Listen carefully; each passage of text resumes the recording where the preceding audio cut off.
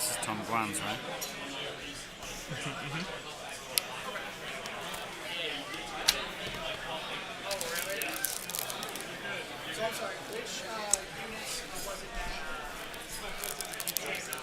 Good afternoon, live here, round 8, Nova Open, final game we are streaming, final round of the GT. After 4 rounds of Invitational, 8 rounds of a GT, we have reached the end, and I am joined here by none other than the Owen Jackson.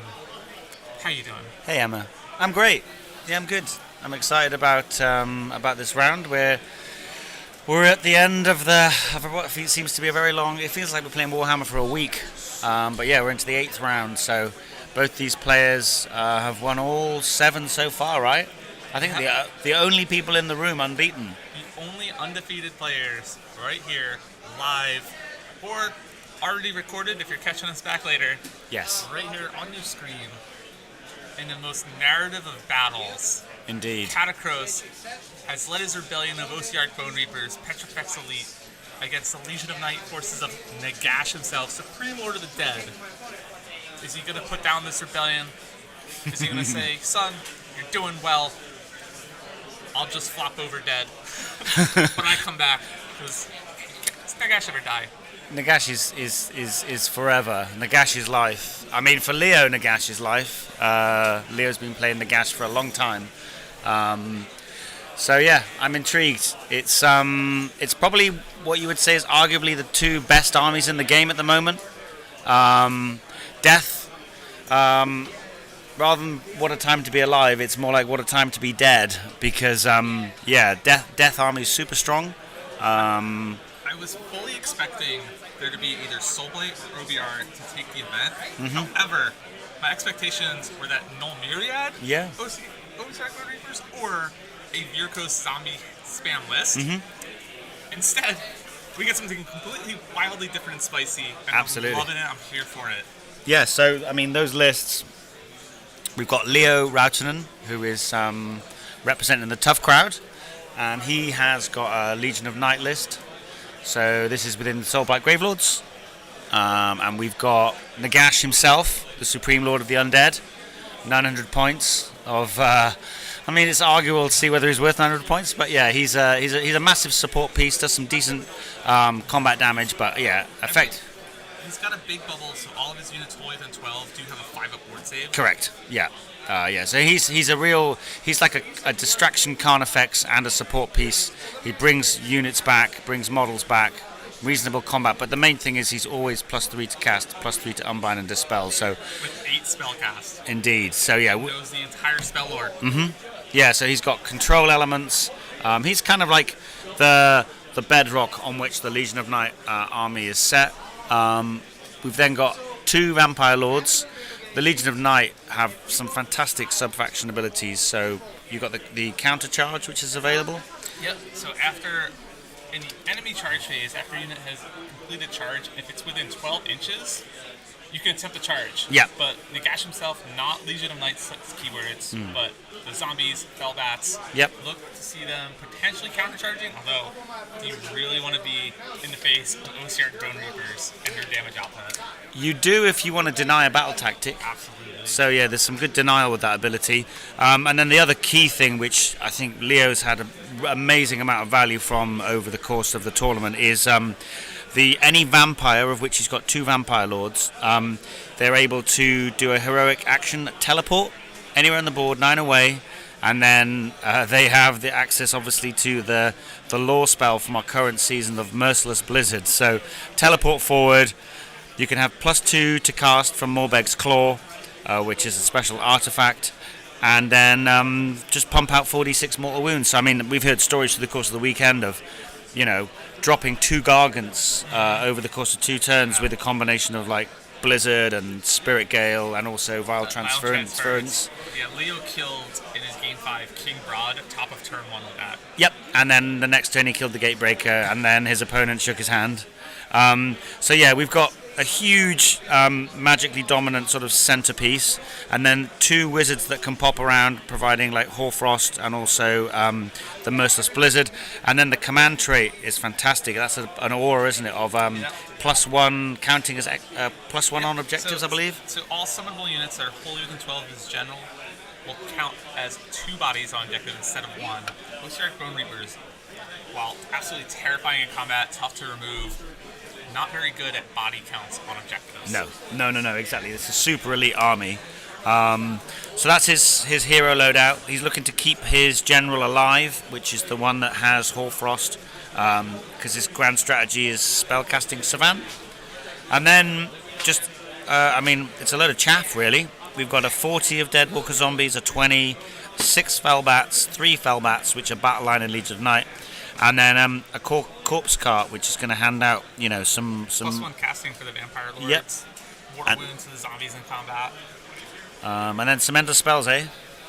So Can't take Nagash without taking some endless spells. Some toys. Since he's got 3 wizards in his list, he's able to take 3 endless spells with them. Nagash, always looking for that Umbral spell portal, extend the range of his spells, Hand of Dust, potentially being a huge factor in this one. Yep. Can also sling that Malevolent Maelstrom through the portal. We saw it in the last game in our Slanesh versus Leo. Leo just played round 7 on stream here, and killed about a third of a Slanesh army top of 1. Brutal, eh? And then the last thing he has is a Suffocating Gravetide. I didn't see it cast in the last game. Really only there against those big zombie hordes, potentially deny some movement, which it could actually be a factor in this one, because there's only 2 wizards on the opponent's side, so he might use the Suffocating Gravetide to just deny some space and say, if you don't waste one of your spell casts to get rid of this, this will block you off, prevent where you can charge. Yep. And just act as another terrain piece on the board to maneuver around. Exactly. Yeah, it has utility beyond its main purpose, which is a horde shredder. So yes, it's 2k on the nose. It's a 1-drop army. They are both 1-drops. Indeed. So Leo putting his army down first, which means he has one to roll off. He decided to put his army down first, so he will be able to dictate who goes first this game. I had lunch with Leo, and he's got plans. So we'll see how those plans unfold. But yeah, having the choice is massive in this mission. I did see after these players concluded their last game, and we knew that we'd only have the undefeated players in this final game. Dean had taken his army, knowing it's Petrifex Elite, and his opponent's going to be in the Gash, so he doesn't have that 2-up spelling nerf that Nulmiri normally has. And he slowly was walking towards the streaming table, just shaking his head, going, I don't want to play against this. Yeah, I mean, it would be a very different game with a different sub-faction. So maybe we should talk about Dean's list. So, as you say, this is Dean built. I don't know Dean. Do you know Dean? Yeah, I've seen Dean around a bit. I don't know exactly where he's from. I think he might be in the New York or Pennsylvania area. He generally kind of stays in this bubble up here in the kind of the northeast. You don't see his name pop up too often, but when you do, he's always a contender. He used to run Kodo's Claw in the old book. Okay. And he's had some 5-0s. He actually was at the GW final. Last year, won it.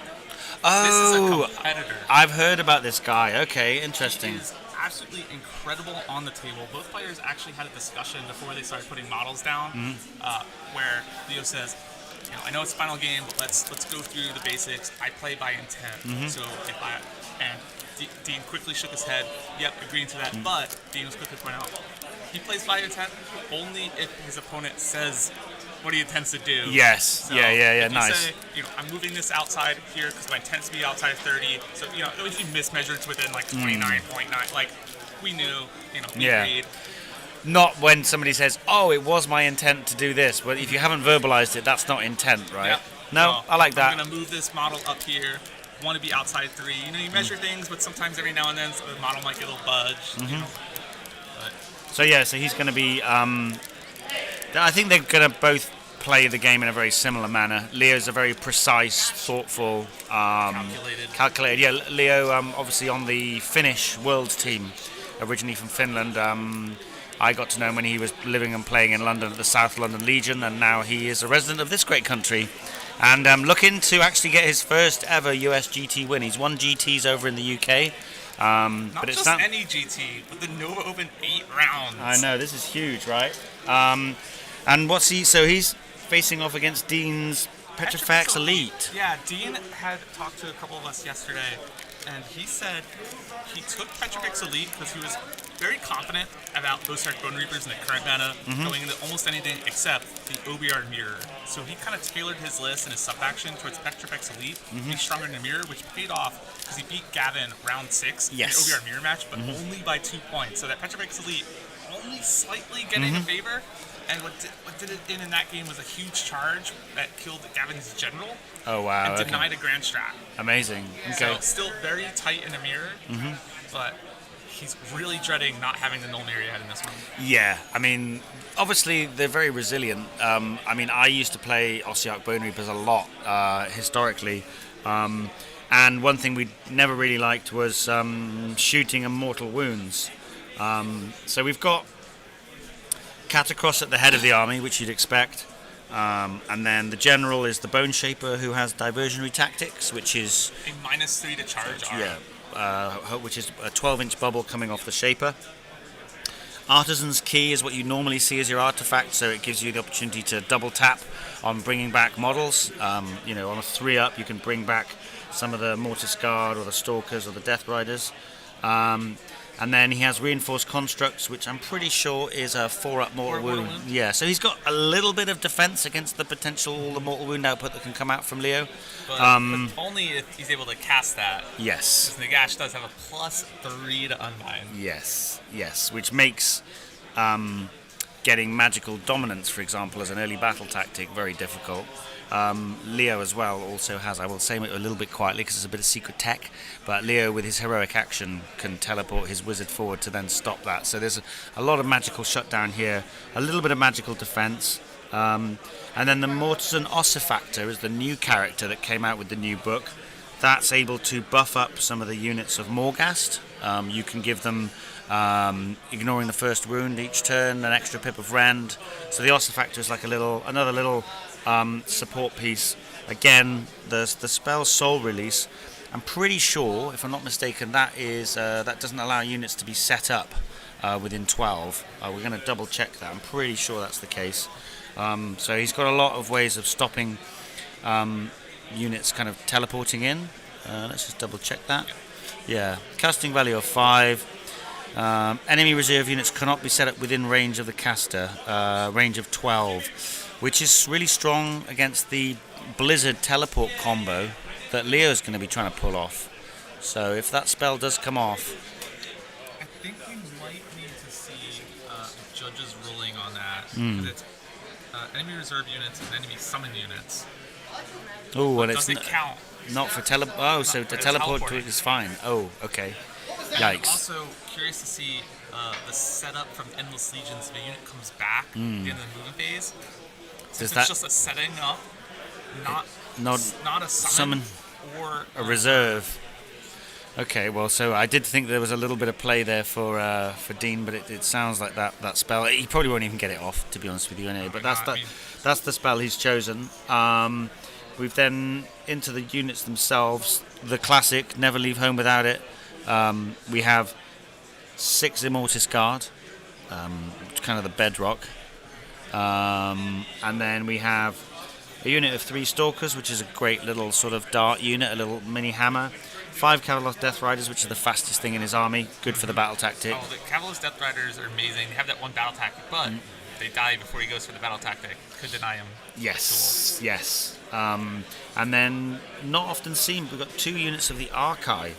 I'm pretty sure that they both have the ability to turn off commands within 3.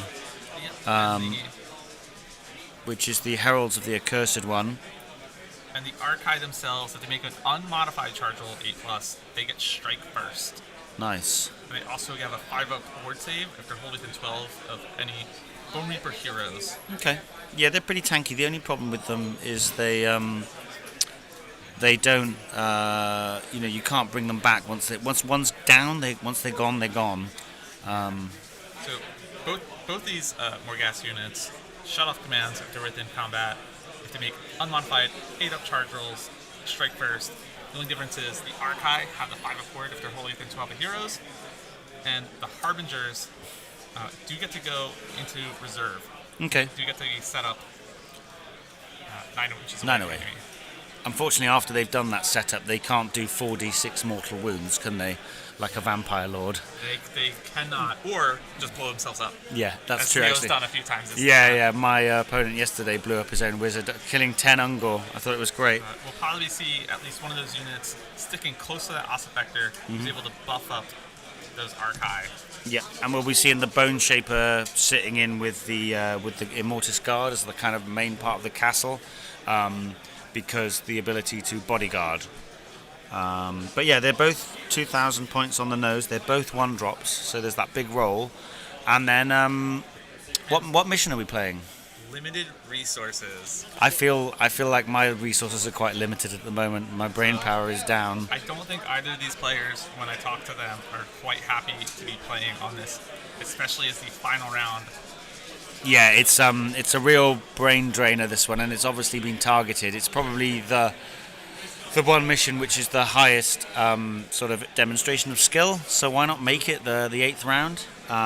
But yeah, it's got some real quirks to it, this one, with the siphon meltwater sort of element of the battle plan. So we got 6 objectives, right? Hold 1, hold 2, hold more. Standard. We're all good so far. But then I'm with you so far. Yeah. Then it gets a little bit twisted. So when a player gains control of an objective, they start to siphon meltwater from it. After scoring victory points, if the player whose turn it is controls an objective that they controlled at the end of their previous turn, they have siphoned all the meltwater from their objective. For the rest of the battle, that player cannot control that objective. Absolutely. That's why, if you're seeing your screen, both players are electing not to deploy anything on their objectives. Yes, correct.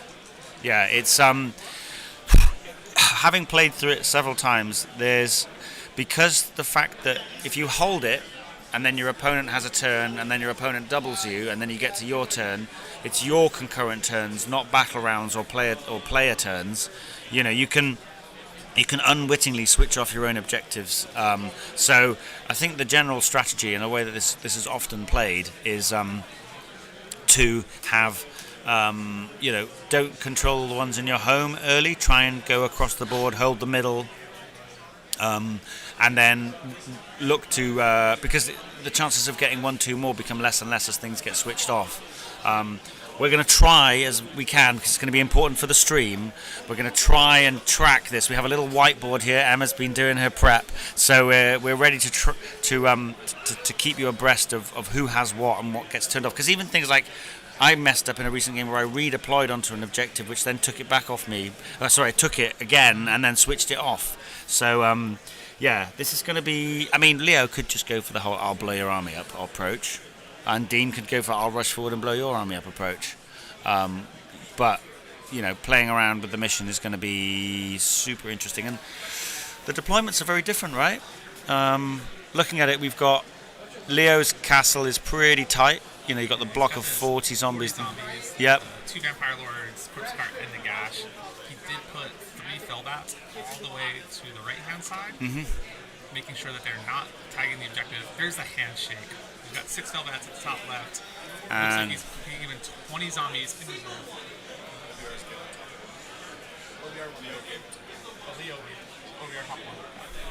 We have Leo wisely giving top of 1 to Osiarch Bone Reapers, who will accomplish pretty much nothing, although there are those Morghast Harbingers in reserve, so we'll see how risky Dean wants to be with them. One thing to note as well is that Leo has 20 zombies in reserve.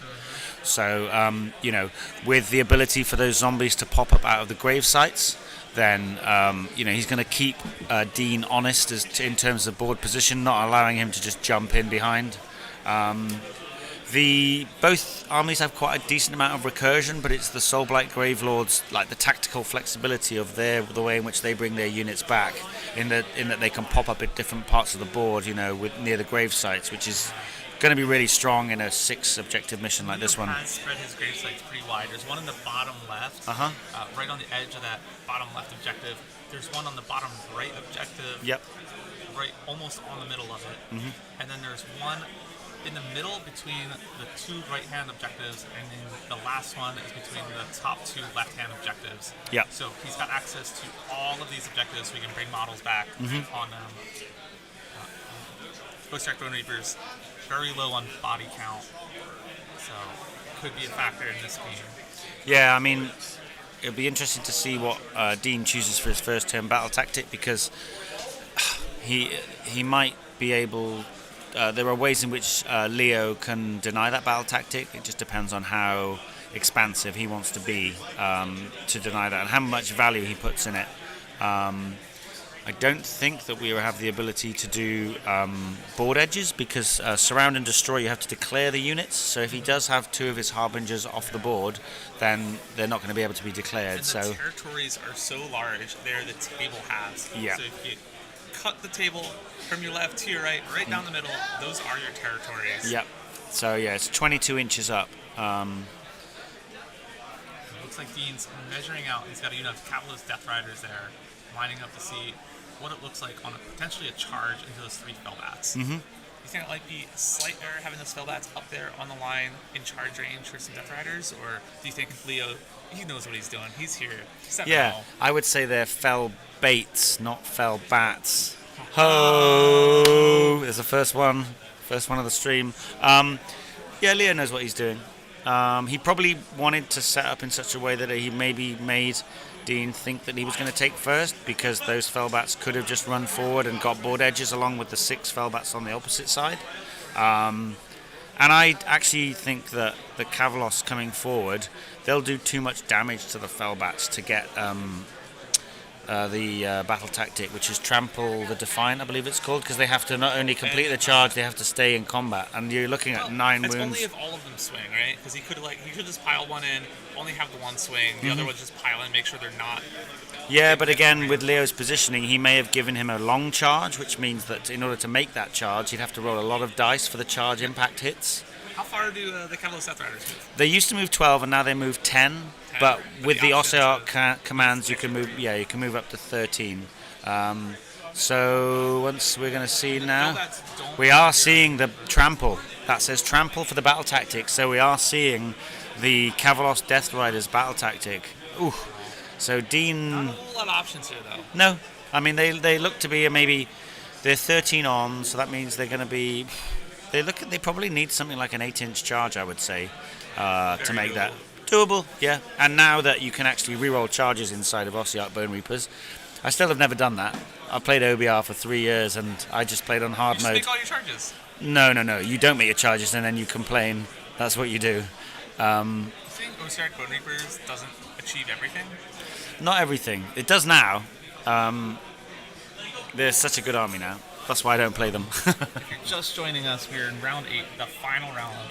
The final 2 undefeated players right before your eyes on the screen.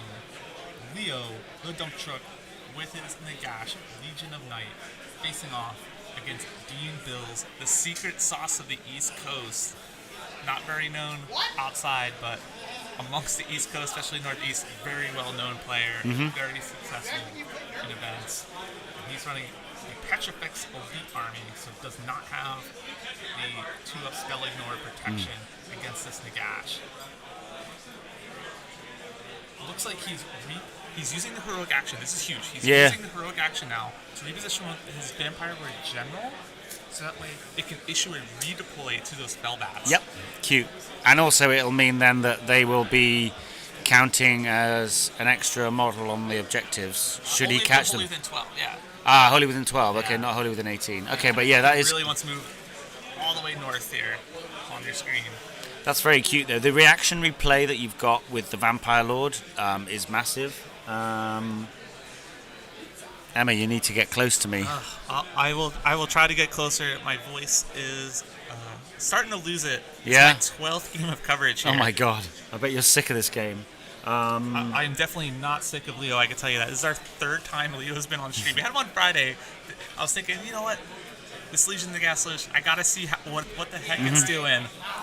Don't often see a Nagash. I didn't expect it to go all the way into the top 8. And then Leo's like, don't you know who I am? I'm coming all the way for the top. And I mean, he's been threatening to do this for a while. Like, I know he's my friend, but like Leo's one of the best players I've ever played. So like I'm not surprised. He's had a little bit of a break from the game for a couple of years, focused on his career and stuff, understandably. But I think he always loves playing Nagash. He's got a beautifully commission painted Studio Erstwood Nagash army. So he's been wanting to put it on the table and waiting for a home because Ossiarch Bone Reaper's Nagash was kind of gutted, nerfed into the ground, and I think that his time has come. I'm obviously he's my mate, but I'm backing him to get the win here. But I obviously have never seen Dean play, so from what you're saying, Dean's no joke either. You don't go 7-0 without knowing what you're doing, right? He played two-time IDC winner Gavin in a Ossiarch Bone Reaper mirror match. Mm-hmm. Gavin told me afterwards, he didn't make a mistake. Wow, This guy plays like to perfection. You cannot count on Dean making any errors. Dean also the Crusher of Dreams. Mm-hmm. His new nickname, you hear it here first. He's the one that ended the Cruel Boys run. Oh, he beat Jacob in the last round, did he? He beat Jacob in round 7. Yikes. So, quite possibly Dean, the villain of the story for ending the Cruel Boys. And Leo is the king, right? He's the potential... He's Supreme Lord of the Dead, isn't he? That's the one. So I think we're seeing some spell casting coming out here. Shut down by Nagash with a primary.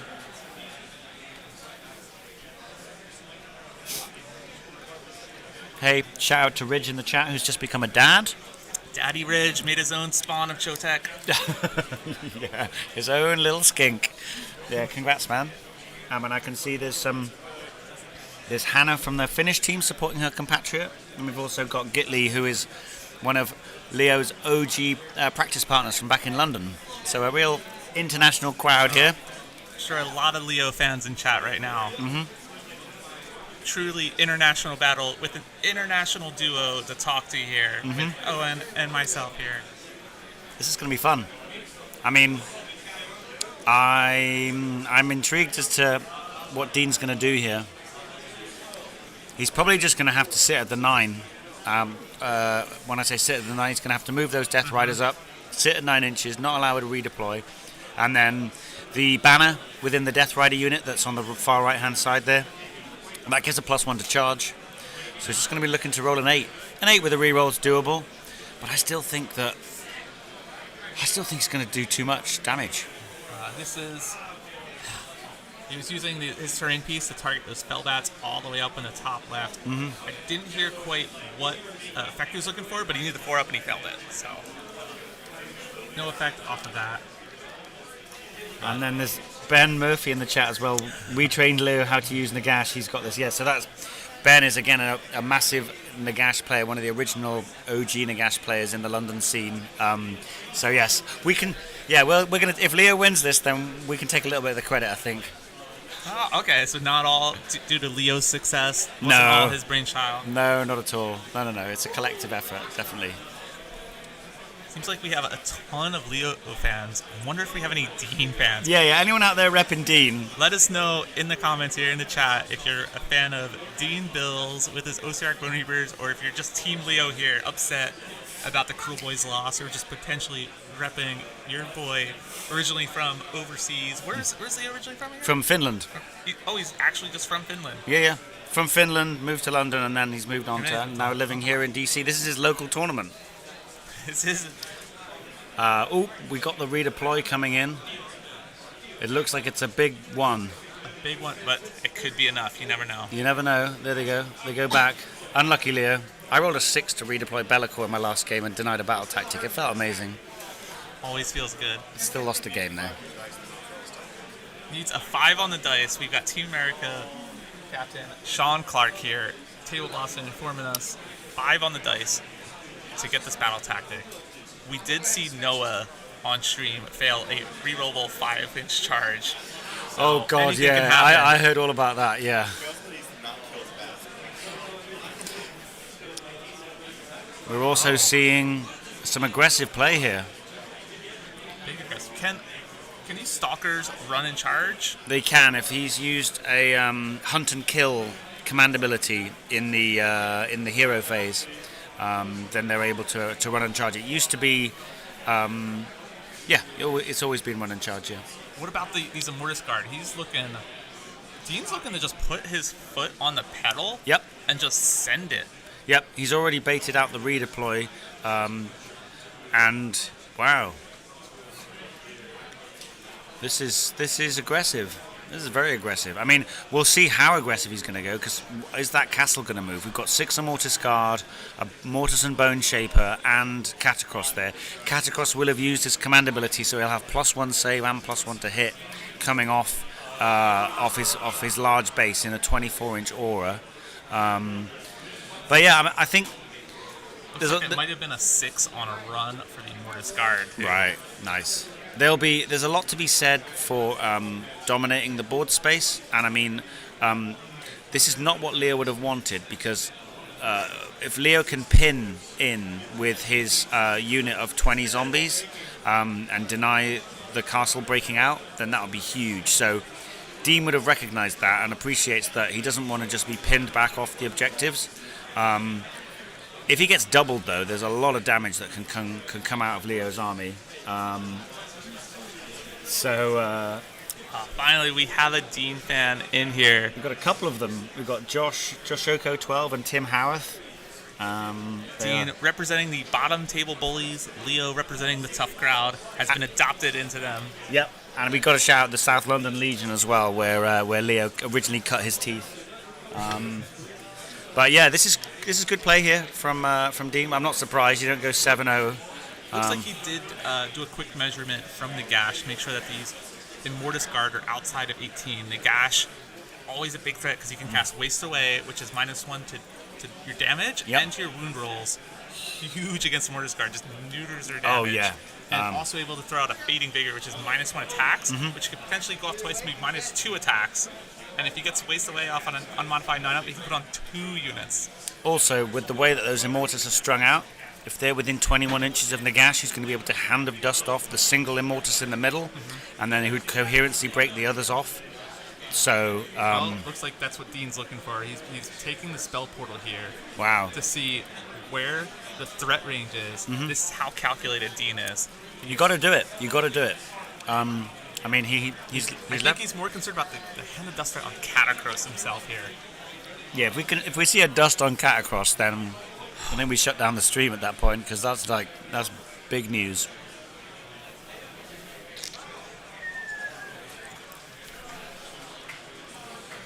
Now, does the second spell portal have to be set up within 18 of the other, or is it just of the caster? Do you think we'll see a Vampire Lord potentially teleport, drop the spell portal to an extended range for Nagash, and a Hand of Dust through there? That is always potential. Yeah, they've changed around the portal a lot. But yeah, I think Dean has to be very careful. But I like what he's doing. Essentially, even if those advanced units of Stalkers and Archai don't make charges, they're just blocking up board space. You know, they're denying good positions for the teleports, the teleporting Blizzard Wizard. They're denying the ability for the zombies to pop up. Dean will have to be careful, though. You can see how he hasn't sat on any of his home objectives yet. That's our Ossifactor at the back there. Just being careful to be within 3 inches of the Immortus so that he can pass off wounds to them. One dangerous thing, though, is that if Leo does decide to target the small heroes, Dean has to pass the wounds off to the Immortus, and then they don't get the ward save. So a really good way of ripping through Immortus Guard is to target the heroes. Here we see 9 inches. He's measuring off to potentially bring up. See if he can bring on those Morghast Harbingers. And potentially sneak a 9-inch charge in. Maybe get to that Vampire Lord General. Not sure if he can fit them. We'll see what he plans to do with these Harbingers. But Harbingers are off the table right now. Can come in 9 inches away.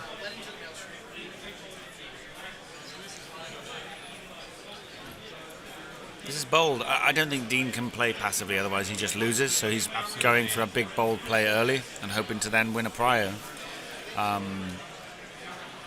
don't think he can afford to fail this battle tactic, though. Dean was really good in prios in the last game. He won priority on 2 and 3 into the Cruel Boys, which put the lights out. Leo also really bad at rolling priorities. In his game yesterday against Anthony Trintinelli, just kept losing them. I think he finally won priority on turn 5, which forced the draw on points, and it went to a minor win. Yes, he And got minor on battle tactics, right? And then on stream in his last game, so 2 games in a row, just couldn't win a priority. Anthony Lawrence just kept holding in there, saying, "I ain't hear no bell." Yeah, send me back in, coach. So yeah, the battle tactic, Jacob, is Trample the Defiant. So the unit of Kavalos Death Riders, which are just north. Oh, I think this might be the charge coming in. Just north of that tray. They need to complete the charge. Here comes a reroll. He failed the charge. So this is the This reroll is on huge. this is for the tactic. Here we go. Dean fans in the chat. Ooh, Double ones, fails the charge, will yikes! fail the battle tactic. And then straight away gets the 9 that he wanted It elsewhere. looks like if he makes this charge though, is he even on any of the objectives?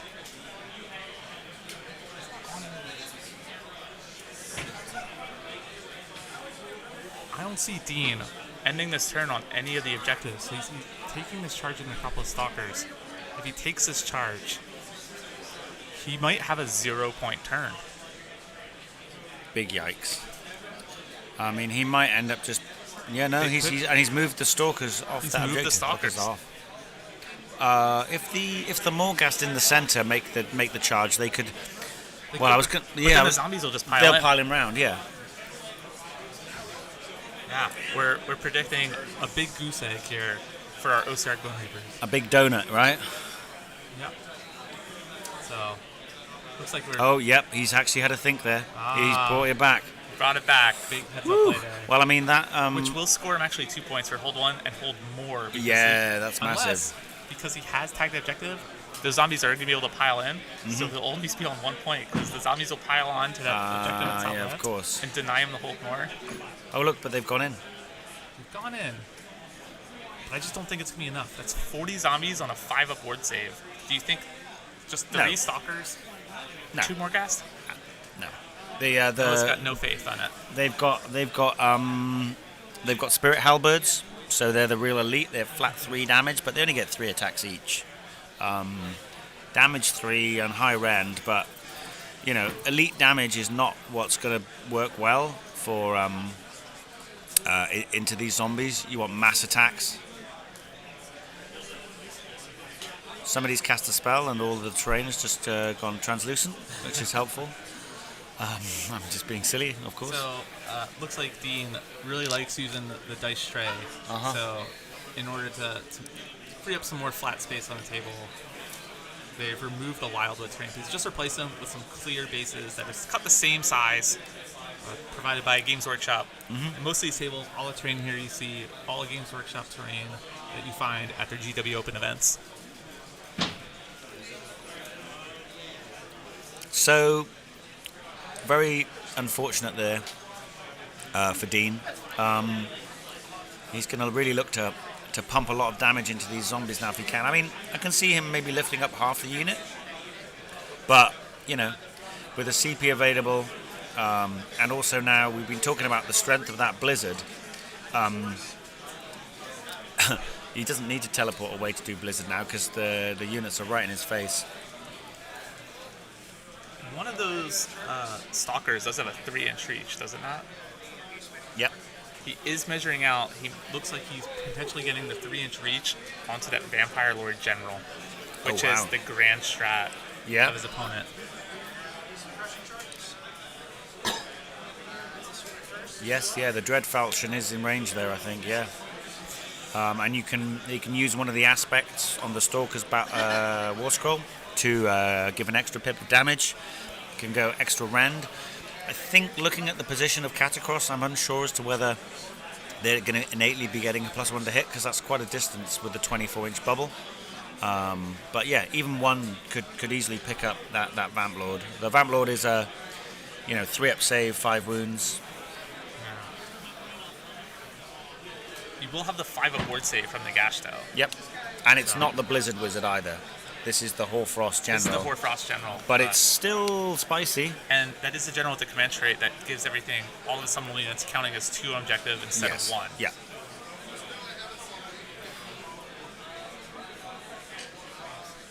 we're going to see some huge dice rolls in there.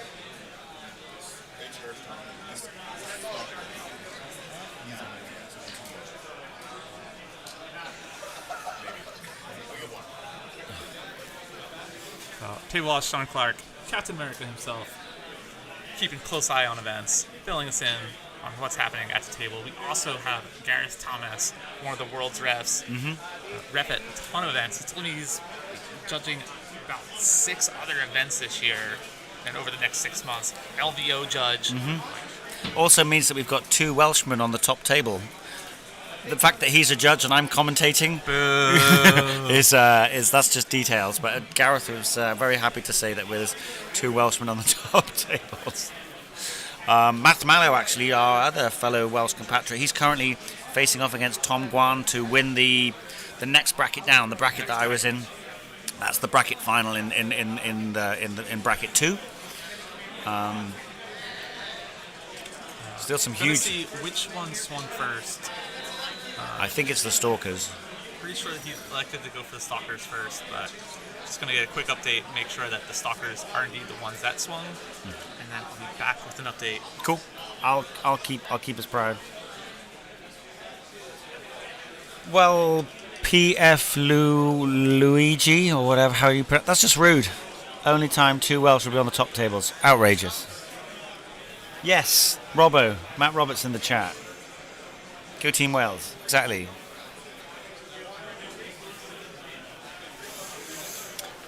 So yeah, Leo has purposefully broken coherency there by the looks of it.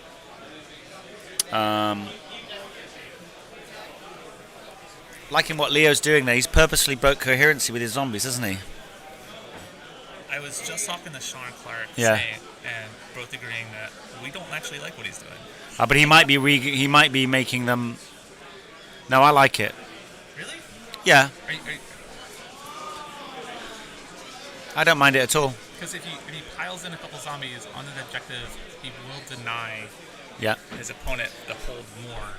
Also, Right now, if this holds up, we'll have a 3-point turn for Osirak Bone Reavers of hold 1, hold 2, hold more, which could potentially be denied by just some zombies piling in. I don't mind it though, because often when I play against Soulblight, they've got a lot of units and a lot of deep screens, and they can actually get in the way. And the board position that's being created by the way that Dean's charged in would block up the ability for Nagash to move out. So I think that he's probably going to look to pile the zombies on the right to actually take a dent out of the Stalkers, allow the other ones to run away, and then that opens up a lane for Nagash to just come out and pump off the 2 Archive.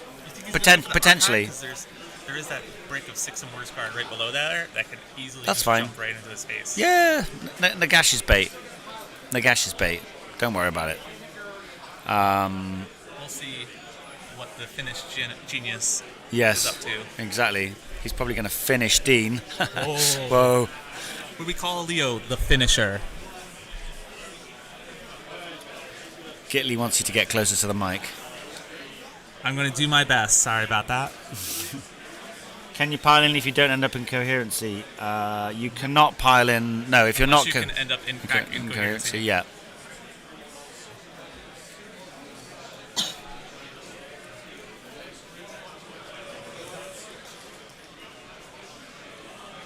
Leo will have a plan.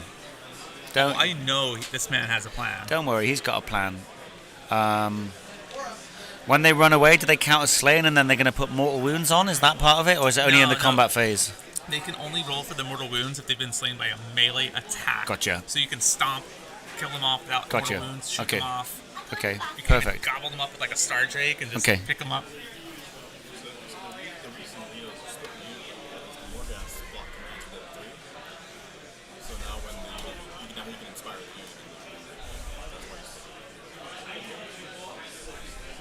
Smart. Completely forgot.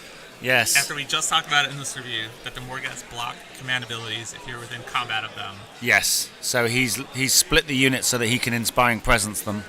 Yeah. Cute. And now he's looking to see if he can... Dean's looking to see if he can circumvent that by piling round. So luckily he still has 2 more gas Harbingers off the table, so he's used this kind of seeing where the maximum distance he is able to pile in is. But even if he does pile round, then he'll be applying damage to the whole unit. So Leo will just be able to take casualties from that sort of lozenge, that blob on the right. Yeah, this is some top level micro play here, right? I like it.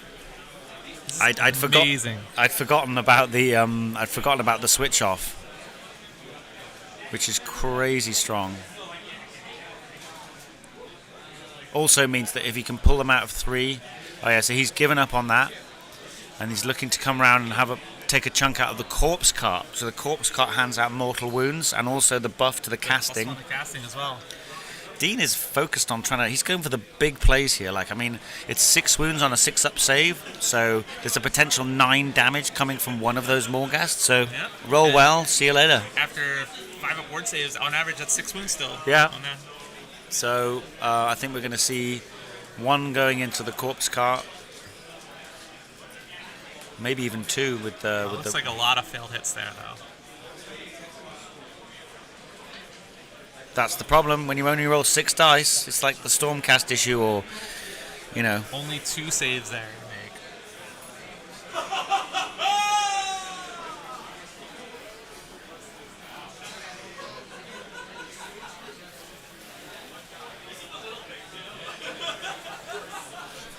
So I think Dean's having a good laugh at the moment. I'm not sure if that's a bit of gallows humor or not, but...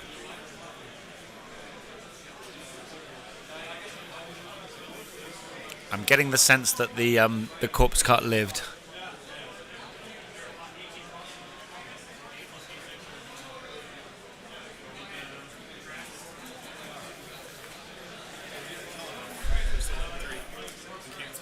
Oh no! Only did 6 damage to zombies. They're still within 3. Huge battle shock coming up. That's going to be forced to take.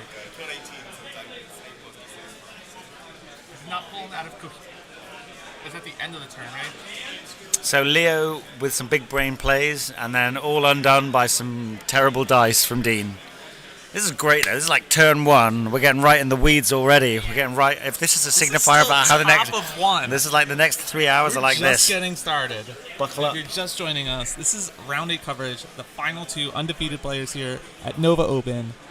Dean Bills, Petrifex Elite, Osiark Bone Reapers, Leo Rautanen. I hope I'm pronouncing that That's right. perfect. That's how I've been saying it the entire weekend. Yeah, Rautanen. Rolled a 1 for Battleshock. So yeah, Leo with the Legion of Night. So Leo, as a little quick recap, he won the roll-off because they're both 1-drops. He chose to give Dean the first turn. Dean went for Trample the Defiant with as his battle tactic with the Death Riders, which you can see on the right-hand side of the screen to the right of the dice tray. Failed the battle tactic, unfortunately. Yeah, there was a big heads-up play to teleport his Vampire Lord General, get wholly within 18, issue a redeploy. Rolled a 1 on the redeploy. The Death Riders needed a 5 on the dice for a charge. Failed it. Rerolled into a double 1. Yikes. And then that meant that we saw some Stalkers moving in onto the right-hand side of the 40 zombies. The 2 Archai. The combat ensued, and it looks like we've picked up around 30 of those 40 zombies. So about 13 zombies left. Yep. So that means that the castle walls have been breached, but spilling forth from them are going to be the Supreme Lord of the Undead. We're going to see 7 zombies returned here because he's got, from his Deathly Invocation, he gets to return 3. Holier than 12 is Grave Sight, gets an extra 1. And then Nagash says, here's 3 more, baby. So those 7 just pop back up, and they're now going to grind onto those. Here they come. So here they go. Now this happens at the start. So Leo, he does actually have a Soul Blight battle tactic, which is bring back 6 models. So he could automatically just get that if he wants. Probably going to go for it right here. The way that Dean charged and everything, he did actually end up getting himself 3 points on that turn, didn't he? And there he is. He's written down his battle tactic. Endless Nightmare. Battle tactic already achieved. So that's the strength of the book, right? already the strength of the book. So we've had 6 models return to a summonable unit. So Leo's battle tactic is in the bag. He knows he's got 2 points on the board. He's only a point down, and now he can express himself, figure out what he wants to do and how he wants to take apart this army. I still like Dean's first turn. If he'd have made that charge and made it a 5-pointer, I'd be like, hats off. But this is where we see Leo's army list come to play now. We've got teleporting wizards that can dish out multiple mortal wounds, and Nagash himself is just an absolute monster. So we're going to try and the hero phase is huge. So we're going to see some invocations coming in now from some of the other smaller characters who can bring back models, I believe, or is it only to one unit? That's it. Yep, that's it. So the used to be in the book that the other heroes can bring back. Yes, but it's just one source now. Yep. Plus Nagash, obviously. One source and Nagash. So potentially 7 zombies a turn in a unit. Yep. I believe there's a spell in the lore. Is there not still a spell in the lore which can bring back a flat 3, or is that gone as well? It's gone. The last book, all of this recursion was a spell in the lore that you can cast as many times, like each wizard can cast it, and it would bring back D3. The book before that was kind of broken up between like your grave sites bringing back D3, your heroes bringing back D3. Yes, I remember there was a lot. They've really tried to limit the summoning, but what I like now is that those stalkers are going to be stuck on those zombies for a little while, and we've got quite a lot. As Jacob and Ridge are chatting bringing up in the chat there, we've got Fellbats and zombies in the grave ready to pop up. So, Leo's whole army isn't quite on the board yet. The one thing that's the Achilles heel for this, and I'm sure you saw it in the last round as well, is I'm going to say it quietly. It's the name of a really good podcast as well, but Miscast. If Miscast is Leo's kryptonite, right? Much like a Seraphon army or a magic heavy army, if he pumps out that double 1, I don't even want to say it. You know, like when you're playing craps, don't say it. You don't say the word, do you? You don't say 7s. You never want to roll 7s when you're playing craps. Here comes the spell portal. Okay. Key to note: his general was tagged in combat with Necropolis Stalkers, so was not able to use heroic action to teleport away. Cool. He doesn't look like he elected to use the heroic action to teleport, as the other Vampire Lord is still there next to Nagash. He might just be looking to line with Blizzard where it is onto either the Harbingers or the Stalkers. He might be going for the play that I described, which is to pick out a single Immortus Guard, and then that will effectively kill 3 because of the coherency break. Another spell cast here, rolling a 9 on the dice, we have a 12.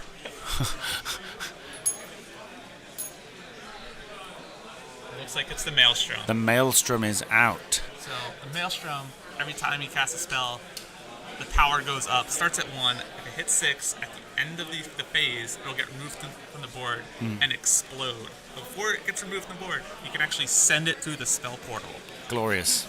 And obviously it does flat 3 mortals to wizards. So those 2 small wizards, one of which is protecting the grand strategy for Dean, they're in danger. But we've still got some more Hollywood moments in this hero phase with the Blizzard potentially coming out. I did a cute Blizzard play in my last game. Do you want to hear it? Beasts of Chaos. Used my ritual. I dragged a unit of 20 Sisters of Slaughter towards me, got them in Blizzard range, and then did 14 mortal wounds to them. All from one little Brave Shaman, just a goat with a dream. It was glorious. And Owen said, Sister Slaughter, I immediately know that was Captain Canada. That was indeed. It didn't help me. He beat me. Beautiful Ollie, but it was a great play. I enjoyed that one. So we're seeing some wounds being put here onto the Necropolis Stalkers. Also, this will be a Spirit Gate. This is a board wide. Every unit on the board taking one mortal wound, which isn't huge when you've got such recursion and healing as you have in the OBR army, but in conjunction with Maelstrom, potentially with Soul Stealer, which can come out, it's a lot. It's a lot.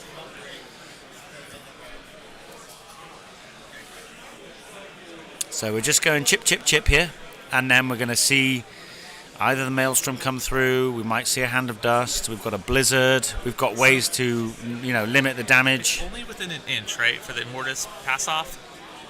For mortal wounds? I believe so, yeah. So he's got the one, I believe it's his general, on the left of Catacross within an inch.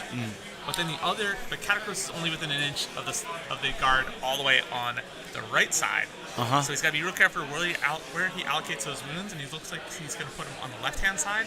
So it's 3 inches. JB says, yeah. 3 inches. That's why the ossifactor, who is just in front of the piece of terrain, he was carefully measuring 3 inches for this. So he does have, he's positioned his Immortus really nicely, actually. Beautiful. Although, to be fair, if he starts to pull from the left, it will mean that his Bone Shaper is kind of open. So he's going to probably have to sacrifice the ossifactor. The ossifactor doesn't have a huge amount of value in this anyway, now that the Morghast have zoomed off. We still have 2 Morghast off the board, don't we? We do. Thank you everyone for joining us. This is really exciting. It's we talked about it earlier at the start of the stream. This really is, the kind of the 2 top armies. Wow, there's another unmodified 9-up. That was a big roll.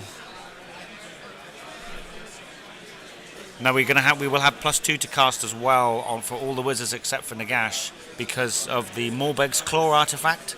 +3 because of the Corpse Cart. So he's going to have 10 spells at +3 this hero phase. Beautiful. Well, oh my god, he will have 10 spells. Yeah, screw you, Croak. This is how it's done, baby. Woo.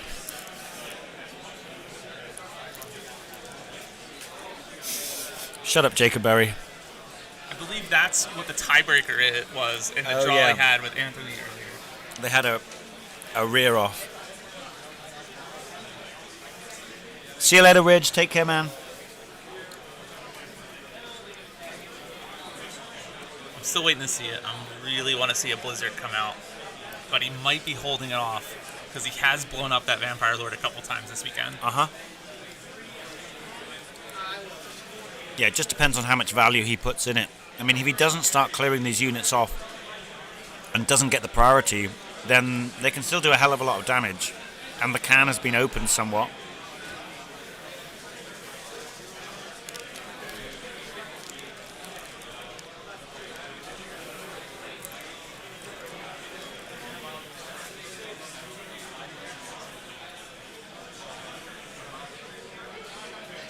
Leo talking things out with his opponent, seeing where the threats are, figuring out what he's going to do with the rest of his spell cast.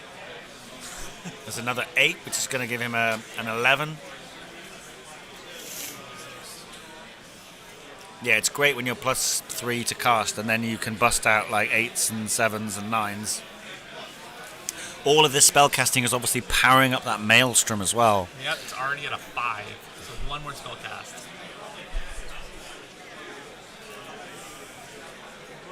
Looks like a Vile Transference was coming out. Yeah, into those Morghasts.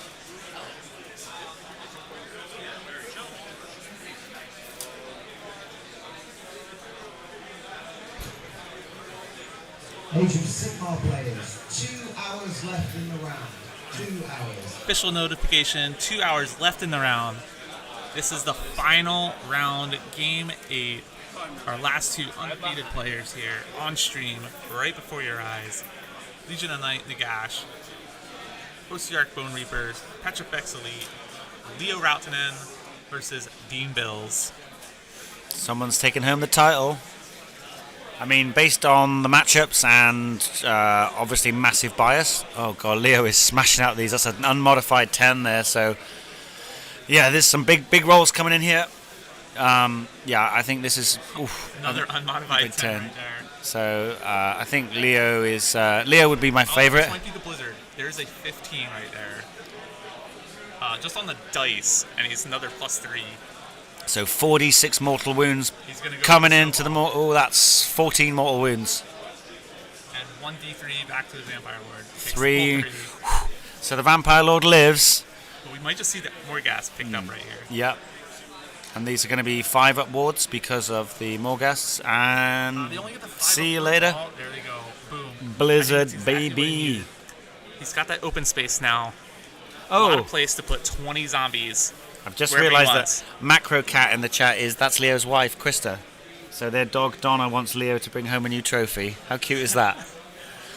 So glad to bring you Leo's final game of this GT here. He He's is. doing it in style. He's crushing. Just for you. He's crushing it at the moment. Yeah, this is great. So we've got one threat down. We've had a blizzard come out. That's huge. It opens up that entire top of that board, so Nagash can safely put himself wherever he wants and potentially pop out a fresh unit of 20 zombies to rescreen it off from those Immortus Guard. Yeah, yeah. This With is that- huge. Yeah. With the Morghast there was no room to put those 20 zombies there to No.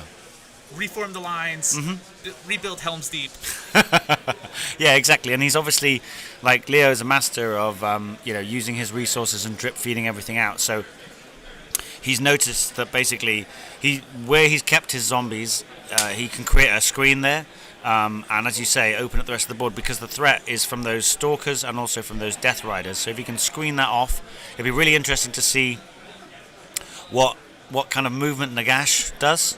Whether he puts himself. Well, here we go. We're right into it. So Nagash moving forward. We did see the Maelstrom go through, pop off. One more Immortus Guard dead.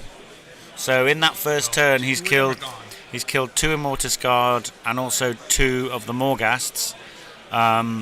This is going to be Leo just resetting the castle, right? I believe he's also gotten some of the debuffs off, like the -1 to wounds, -1 to damage, fading vigor off on those Necropolis Stalkers and the Death Riders that he was measuring out before. We'll see if maybe we can potentially get an update on where that is, but Felbats moving up. Leo is looking to secure that middle objective there. It was previously Dean's. Yep, and he's now, as you say, we commented on the fact that Dean had done really nicely in, blocking up board space, and now Leo's cleared that board space, and he's going to be able to, he's moving his bats up the flank there, setting up for an easy intimidate invaders, perhaps, And surround and destroy, staying laser focused on the battle tactics. He's the kind of player that's going to be thinking 2-3 turns ahead, sequencing everything. He knows that he can. He's probably already thinking about his next GT. It's not in the bag yet, Emma. It's not in the bag yet. But he had a nice strong start. So, I'm fully expecting to see the screening unit of 20 zombies just filling out that gap between those 2 towers. And right on cue, I think here they come. Towers, The 2 rebuilding a Helm's Deep. Indeed. Oh, but no.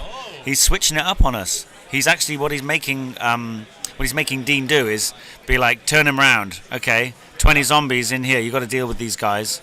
Nagash probably sitting there with Mystic Shield on, confine his tower, and say, Yeah. I dare you to move me. Exactly. He's going to have a 2-up save, 5-up ward.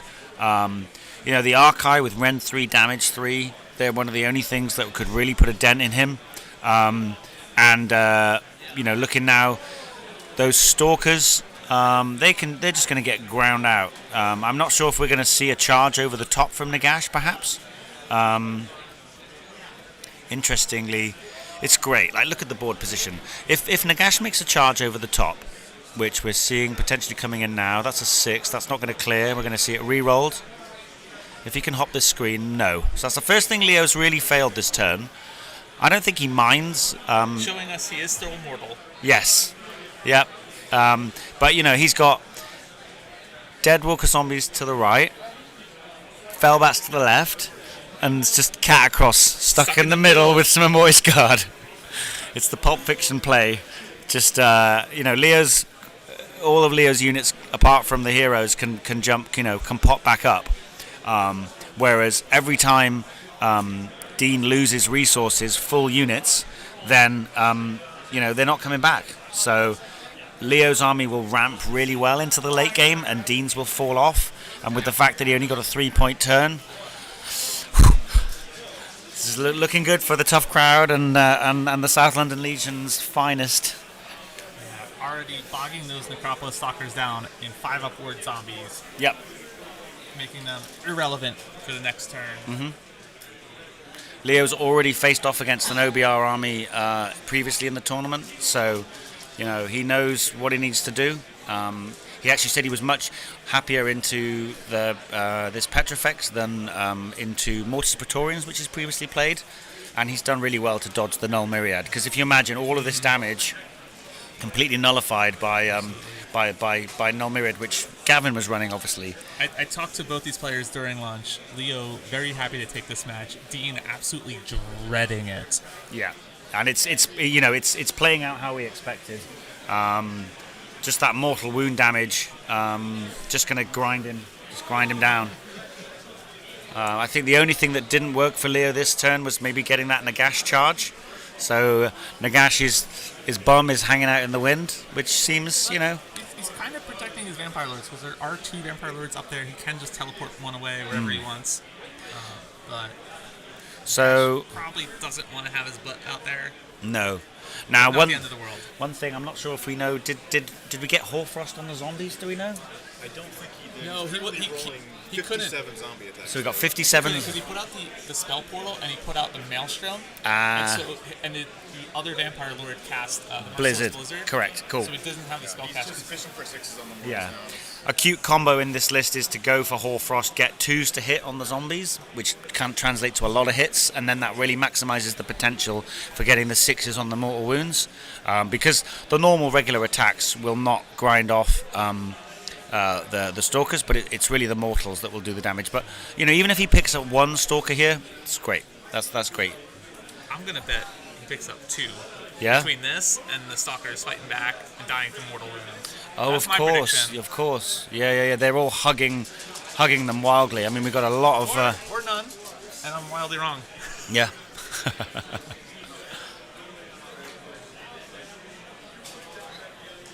How many stalkers are left? I think we do have 3 stalkers. Let's get the second caster going. Yeah, second. that's true, actually. There's so many rules in this new GHB. Yeah, that's We'll get you. optimal focus, I believe it's called.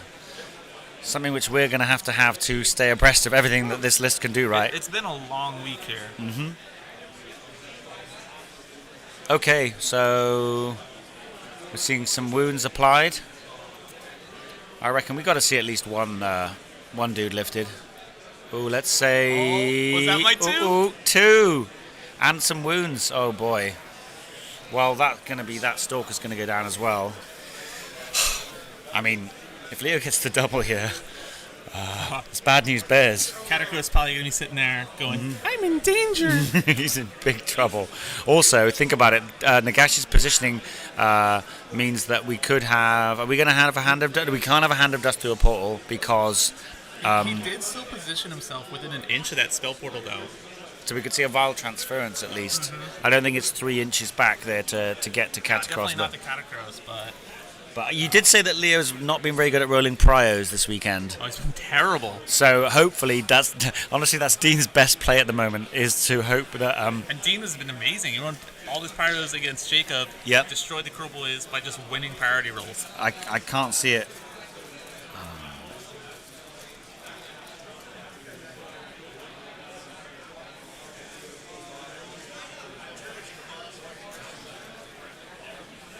So we're going to see a 5-point turn here for our Soul Blight. They're going to go ahead 5-3 at the end of 1, going into a huge turn 2 priority roll here. And there's a 6. Dean, master of the priority roll. Let's see what. Oh, look, and Leo rolled a 1 anyway. There we go. True to form. Okay, we still got a game here. Don't forget that those 4 more. Yeah. D wins for everyone. Quickly says, I'm going to keep it. Nice. Yeah. Dean with no hesitation saying that he's keeping Prio, otherwise that's GG.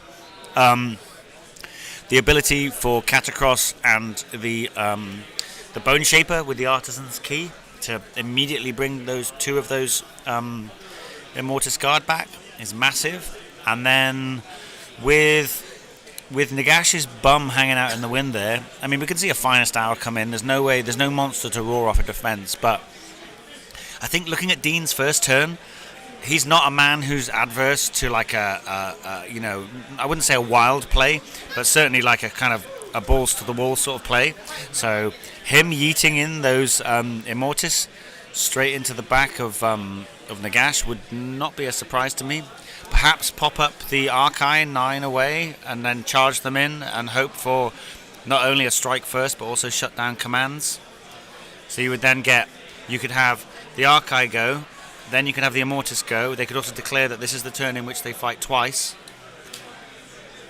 I mean, I'm a big Leo fan, obviously, but I'm just thinking here what. It's a huge risk because if he does that and it fails, Yeah, he's in a ton of danger. he is in a ton of danger. See, what he chooses to do here, Dean does have that top objective, the one with the number 4 on it, the dark one. So he will at least have hold 1, and also mean that he cannot score that objective anymore after this turn. Yeah, correct. Which, based on the board position and the units that he has left, I don't see that as a terrible thing. I'm trying to think here. Another play would be, you get it when you have Katakros going into heroes, he really powers up. The Indicat, and the Shield Immortus, you get 4 attacks each. Big rend, high damage. Katakros have the movement to get into Nagash. You're the OCR Bone Reaper player. 7-inch move, charge, but also let's not forget, no CP needed. Legion of Night countercharge could stop all of that.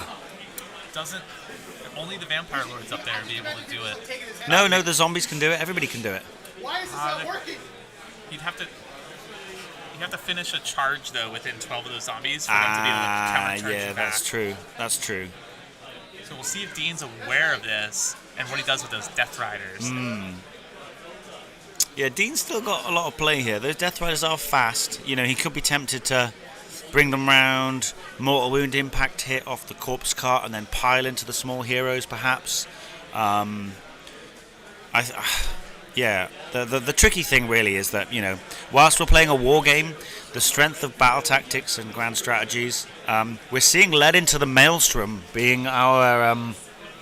So I think he's going for it. I think the rear end of Nagash. Or potentially Katakros into those zombies. Yeah, at the but bottom. but he'll wipe. I think he would pump the zombies off. Not with Katakros. Maybe not. No, Katakros bogged down by zombies. it's not the Not one. where he wants to be, though. Dean is a big balls player, and I think he's going to be going for that play. He also has his little foot here, the Ossifector, also able to charge into those zombies. Zombies won't be doing any mortal wounds on their attacks. So the Ossifector could survive that combat into those 20 zombies on the objective down there and score it as well. Yeah, see, Gitley in the chat saying, I do wish he'd used those zombies as a screen for Big Nagash. I don't disagree there, I've got to say. We were calling that as the play, and I like the way that you can turn the army around, but Dean has shown to be quite a sort of like targeted play. He's not going to be distracted by those zombies, and he'll probably see that getting rid of Nagash is bigger for the overall game. We've just Another seen. thing to factor in is the Leo just got rid of the spell portal with his +3 to dispel it. Yep. So now that the spell portal is off the table, the threat of the Hand of Dust is back on the table. Yeah. It'll be very interesting to see now how many 3-ups Dean can roll on those Immortus Guard, because every single Immortus Guard that comes back, is a lot of damage. They're Rend 2, damage 2, potentially pump them up to Rend 3. The first one has to heal, right? Or Yeah. So that's Katakros targeting 3 units wholly within 24, and they can heal up to 3 wounds.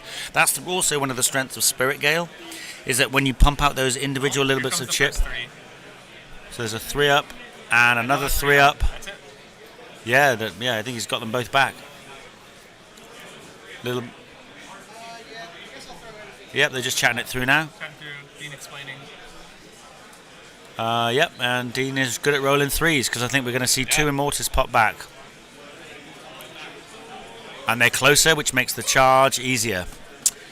Oh boy.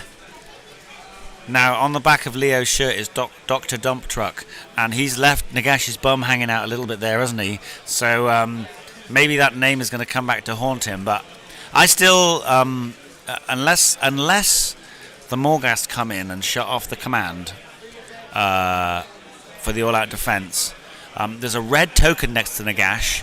I would look. Just the Mystic Shield. That's the shield, yeah. I mean, this is all at the start, so I'm intrigued to know whether we've got a finest hour out on Nagash or not, because I can't see Dean sending those Immortus anywhere else. They're on a mission from God. I mean, him putting them right in front like that just signals to us that he is sending it into there. Yeah, with the battle tactic as well. And even if he doesn't go for Nagash, both those Vampire Lords are up there. Yeah. As well as the Corpse Cart. I'm And going you to... can pick up all of the supporting pieces here. Gitly Gaming in the chat there saying you better have Finest Hour. Why try to roll 4-ups with Nighthorn when you can just roll 3-ups with OBR? Yes, Tom, it's very strong. I'm going to go and have a look at the table just because, the top down can be a little bit deceiving sometimes. I'm just going to go and see if there's any minutiae that we might have missed, if that's all right, Emma. Absolutely. I'm going to be back in a moment. The Owen Jackson joining me for commentary here in the final round. Round 8. Both these players undefeated. Leo's Legion of Night Nagash facing off against Dean Bill's Petrifex Elite OCR Bone Reapers. We are in top of 2. Score currently 5-3 Soulblight. Dean putting down a 6 for his priority. Leo rolling a 1.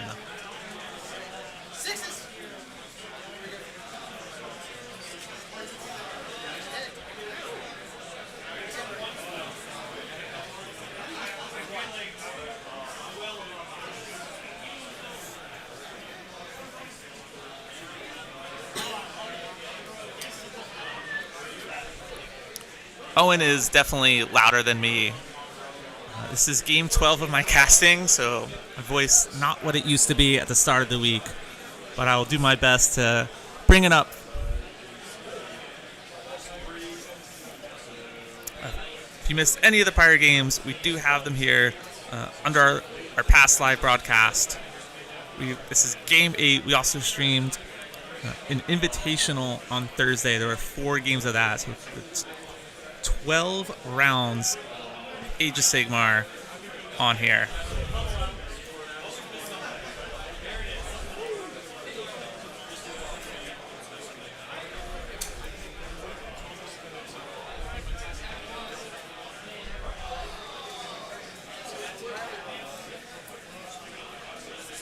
So both players still talking it out. Looks like they're trying to figure out what Nagash's damage profiles at St. Bronze. We have Owen returning. What have you learned from the table, Owen? So from the table, Dean almost just forgot to put Katakos's bubble up for +1 hit, +1 save. Leo informed him that would have been fine and he would have let him have it. So they were having a nice game. Leo was telling himself to sit down, but obviously all that nervous energy, he can't sit down. We only have a Mystic Shield on Nagash, no Finest Hour. Finest Hour. Now, I don't know if that's because there's a lack of a token. I didn't want to verbalize that, obviously. We're just seeing... No, there has to be, because he didn't move either of those Vampire Lords at the heroic action. Here we go. So this is key now. What we're seeing is a 4-inch redeploy. He's going to be moving a Legion of Night unit forward. Oh, no, was he moving Nagash back? It's like moving Nagash. I mean, he saw his opponent, round 1, fail a rerollable 5-inch charge, and he says, you know what? Let's see you try that again. He's also... What he's doing, I believe, is... He's positioning him in such a way that it stops the Immortus charging round. And now I think what he's doing is he's opening up a lane for potentially a Legion of Night counter charge in... But I don't know with what, because those zombies up there are still tied up with the Necropolis Stalker. Yeah, that's true. So that redeploy hasn't really moved a huge amount away. He was very keen to make sure that the Immortus couldn't get through. I think he's really just trying to move him over to the left to safeguard both of his Vampire Lords that are sitting there. Yeah, fair. Because now he's going to need a really long charge and the pile-in to even touch them. Yeah. He does have the double activation, so he could swing around, effectively 6 inches of pile-in with double activation. Now look at this. This kind of play is dangerous because the 2 small heroes that we've talked about, one of which on the left, the Mortis and Bone Shaper, he's the grand strategy for Dean, and he is like, he's out in the wind. There's 6 Fellbats that can just sweep over and punk him. So I'd imagine that this next combat phase is going to make or break the game. Yeah, Nagash gained 2 wounds in the recent scroll, and he has that 5-up ward, obviously. Yikes. Emma can't really stand the tension here. So we've had the Ossifactor move towards those zombies, which feels like a suicide mission. I don't think so, because the zombies have 0 buffs. They're not doing any mortal wounds on their attacks. They're Yeah. only going to do mortal wounds when they explode. So maybe it's just a. So here we go. We got I a. think that's going to be his lead maelstrom because he needs to charge a hero, and he needs to charge a battle line. So the Mortis Guard is going to charge, the Ospector is going to charge. He'll have at least one of them in combat at the end of this. So that's really, I think, what the Ospector is lining up there, just to secure the battle tactic. Because Catacross, that's way too long of a charge. Yeah, I mean the top down view can be a little. What are we seeing here? It can be a little bit, of an unclear. Looking at the size of those objective rings, though, you're probably right. I reckon that looks to be maybe a 10, maybe a 9. You can see the 9-inch markers going down now. Again. It's like he's trying to get his Death Riders all the way around, see if he can get it in the Corpse Cart, into those Vampire Lords. He really wants to remove all of these support pieces. I wouldn't be surprised to see a cute countercharge coming in at some point. I just don't think he's got anything for that countercharge here. No, nothing that he doesn't want to 'Cause die. that Necropolis Stalker is going to stay stuck in there with those zombies, so they won't be able to countercharge. Only the Fellbats, but they're so far. And those Vampire Lords also so far that he won't be able to sacrifice that Blizzard one to save anybody. So I don't think we'll be seeing the Get Down Mr. President in this one.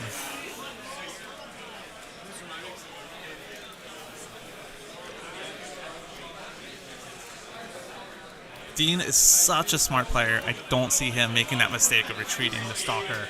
But anything can go here. Yeah.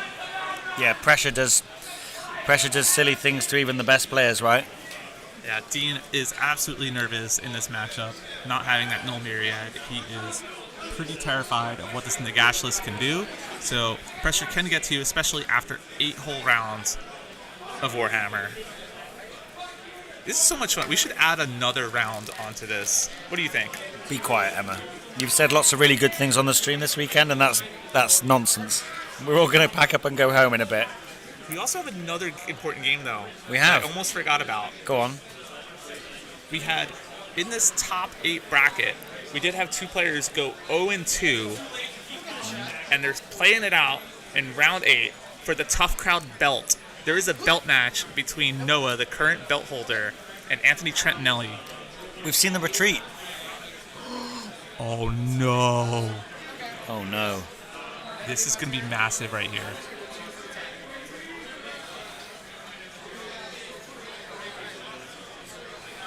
So those zombies are freed up to do a countercharge now. This is Yikes. huge. Unless they get charged first. I can't see it though. No, because he's charging the Immortus Guard first. He Yes, pointed to them.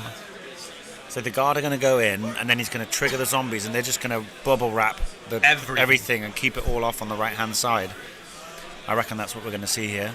So this is the charge. Looks pretty good. Oh, I know what Leo's done as well. Is he's blocked up that lane. Harbinger's failed on every roll. The Immortus just got in.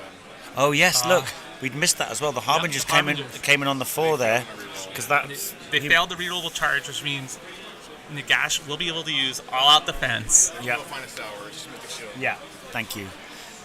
And now we're going to see the counter charge. So what Leo did was he made it so that the Immortus couldn't creep round the side, meaning that he had to finish in that column to allow space for Catacross to get in. He's letting Catacross charge, not charging those zombies. Oh, Papa K. Goes in with a 10. Papa K's in with a 10. Scenes. Dean fans in the chat must be going wild. And Leo will... What is happening? Oh my god. Okay. Leo is going to need to... he's going to be on a 1-up save because he's going to defense. But Catacross getting in He it. can only attempt to roar one of these, and the OCR Bone Reapers can extend their rend by an extra 1. The Fellbats have countercharged into the back. Glorious. Well done, Leo. Okay, so he's protected his Vampire Lords at least. Now it's all about Big Papa Nagash. Oh boy. Who's going to swing first? Because look, if Katakros doesn't swing first, he's not going to free up some. He's only going to be able to swing a 4 Immortus card. I think Okay. he's got to go with the Catacross. Leo failed the roar. He failed the roar. Yeah, Leo's failed the roar. I don't know if I can watch this.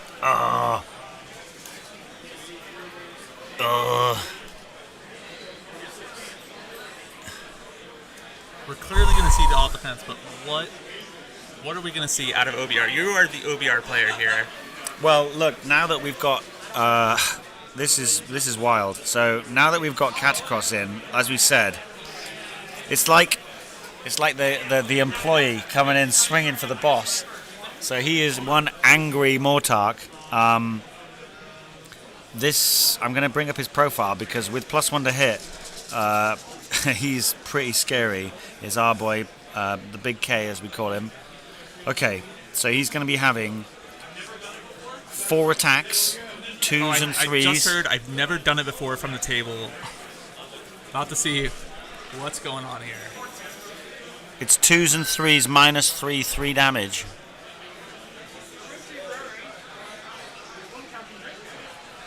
Oh boy, I think we might lose Nagash here. Yes. Yes. Catacross bludgeons and is swinging first. Katakros has got Rend 4. It's also been pointed out in the chat though that when Katakros piles, now that's going to mean that Nagash can pile away if he survives. It depends. Depends on what's closer, because Catacross looks like he's maintaining just within half an inch. Dean might have had the heads-up play to put the Immortus guard closer, potentially in base, which means that Nagash would have to stay closer to the Immortus if he piles Yes. Also, Leo's own Vampire Lord. But clarify, we've got 4 attacks, 2s, 3s, -4, 3 damage. And then another 4 attacks, 2s, 3s, -3, 2 damage. And then the Retinue Blades, we're looking at 10 attacks, 2s, 3s, -2, 1 damage. This is spicy. Okay, here we go. There's a lot of save rolls coming in from Leo. He might have started with the small attacks first. I just saw 2 squeak by there. Yep, so 16 to go. Okay. Oh, and don't forget as well, exploding sixes. Netherite blades, exploding 6s. Let's go. Oh, that's a good roll. Looks like just 3. I think this is the big one. Fails 2. 4 damage. No, that was the Shield Immortus. He's building up to Indicat. He's building up to it. The suspense. This is Indicat now. Oh, 2 1s to hit. We just had Sleepy. Who was it? It was Gitley in the chat. Pray for 1s. Only 1 here. Here we go. Nagash takes 5. Nagash took 5. Oh, he's going to be furious. Catacross' sword totally whiffed. So. Yeah, 2 1s to hit, right? Yeah, Sean from the table there just filling us in. Could be enough though, because his Immortus guard eventually fight twice here. Yeah, so what Nagash is going to do, he's going to want to swing into the Immortus. I mean, they do say swing for the king, you best not miss. And Catacross had a bit of a whiffer there. Now Nagash won't be. Oh no. Okay, this is Nagash then swinging back. Okay. I think if he picks off one or 2 Immortus, that would be huge. They do have a 2-up save at the moment. Any Immortus is going to be massive. So Yeah. We're going to have 2 rounds of Immortus guard swinging. Don't think any Immortus are dying right here. No. Now already under the little spirits. So Nagash is very much an anvil rather than a hammer. about to see Immortus guard. We still have some combats on the Nagash targets the Immortus, kills nobody. Yeah. So yeah, we've had a bit of a pillow fight there, and it's the with the failure of Raw. Obviously, with the Ossiarch commands, the ability to issue the same one multiple times, I think he's going to be wanting to push damage, so I think we might see extra rend. Bearing in mind as well that extra rend will carry over into the second activation for the Immortus, because they can do that once per game.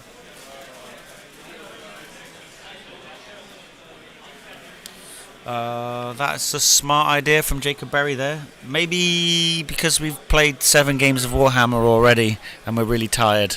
But it is a good idea to swing into Catacross, and then he has to pass the wards off onto the Immortus to clear them out, and they don't get the ward. Yeah, it's not terrible. Catacross is what? They're both on 2-up saves. They're both right? on 2-up saves, yeah. So yeah, it's not a terrible idea. He's still the same damage going through anyway, and he's probably can just hand the dust, because this is Leo. You know he's just going to hand the dust. Yeah, right he's off going the to bat. dust that mother humper right off. One thing now as well is when he gets bracketed, he doesn't lose his +3 to cast, so he just needs to He survive. just loses the number of spells he can cast. Yeah, he just needs to survive. Emma. That's gonna be enough, because Leo does go next, and he can heal up. He can use the Soul Stealer. Yeah. And Vile Transference Yep. to top right back up. Absolutely.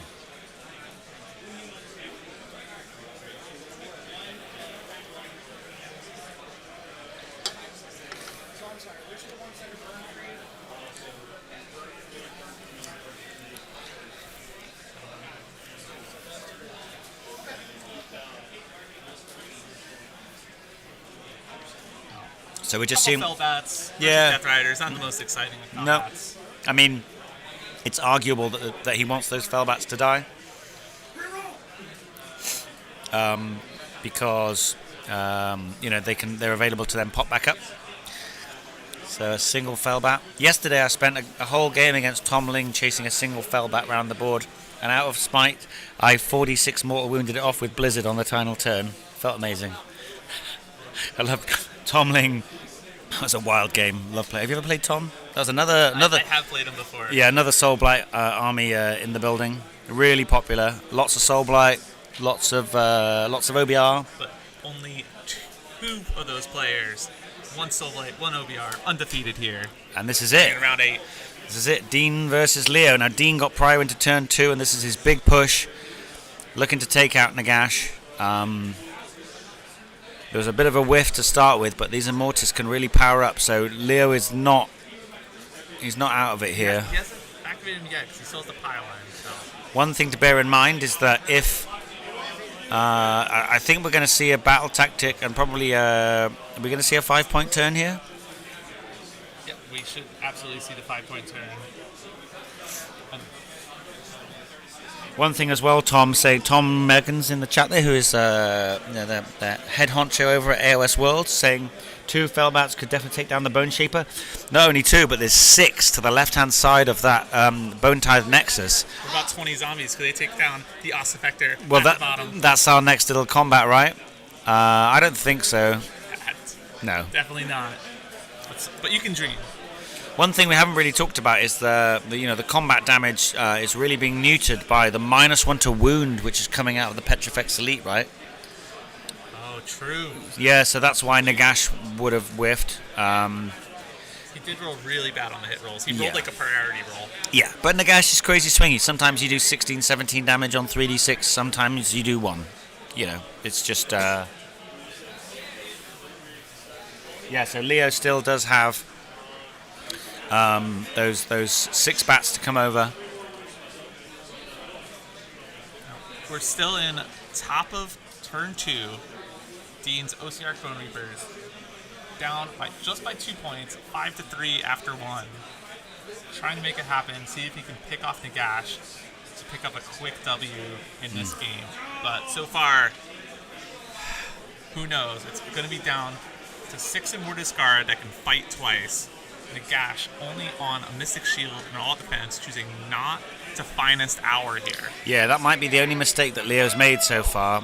Perhaps he felt that he might be getting it baited out.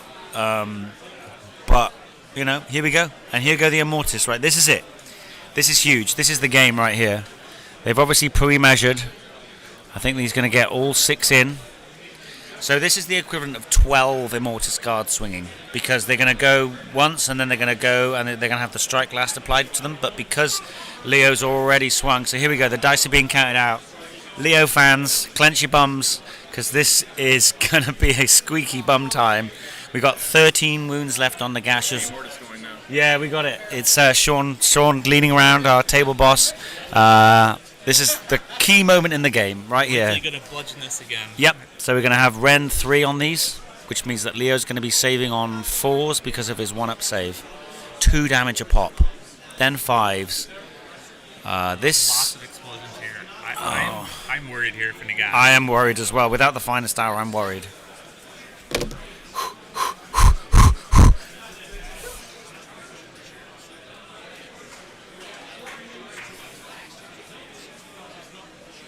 This is a lot of saves. Here we go. The armor saves.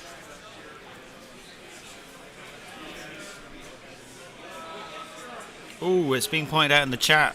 If he bludgeons, then no fight twice. So this is a decision being made. I was thinking ahead on that, but the players haven't declared that, so we'll see. Either bludgeon. Took 6. He's on 11 taken. He's taken 11, and we're just hearing from the table boss, and he bludgeoned. So He didn't bludgeon. He's going to fight again. he did not bludgeon, so he's going to fight again. We've got 7 wounds remaining. 7 wounds left on Nagash. Needs to survive another volley of this Immortus Guard. Yikes. I mean, he rolled really well, and he did 6 wounds, so he now needs to do 7, right? Yo. I mean, this is great. This is like top table drama, right? I don't know if my heart can take this. No. I also don't know how Leo will clear up this OBR army unless he has Nagash on the table. So here we go. These are the hits. Hitting on 2s. Wounding on 3s. You can cut the tension with a knife. It's going to roll those dice. Okay, Leo. Oh, it doesn't look good.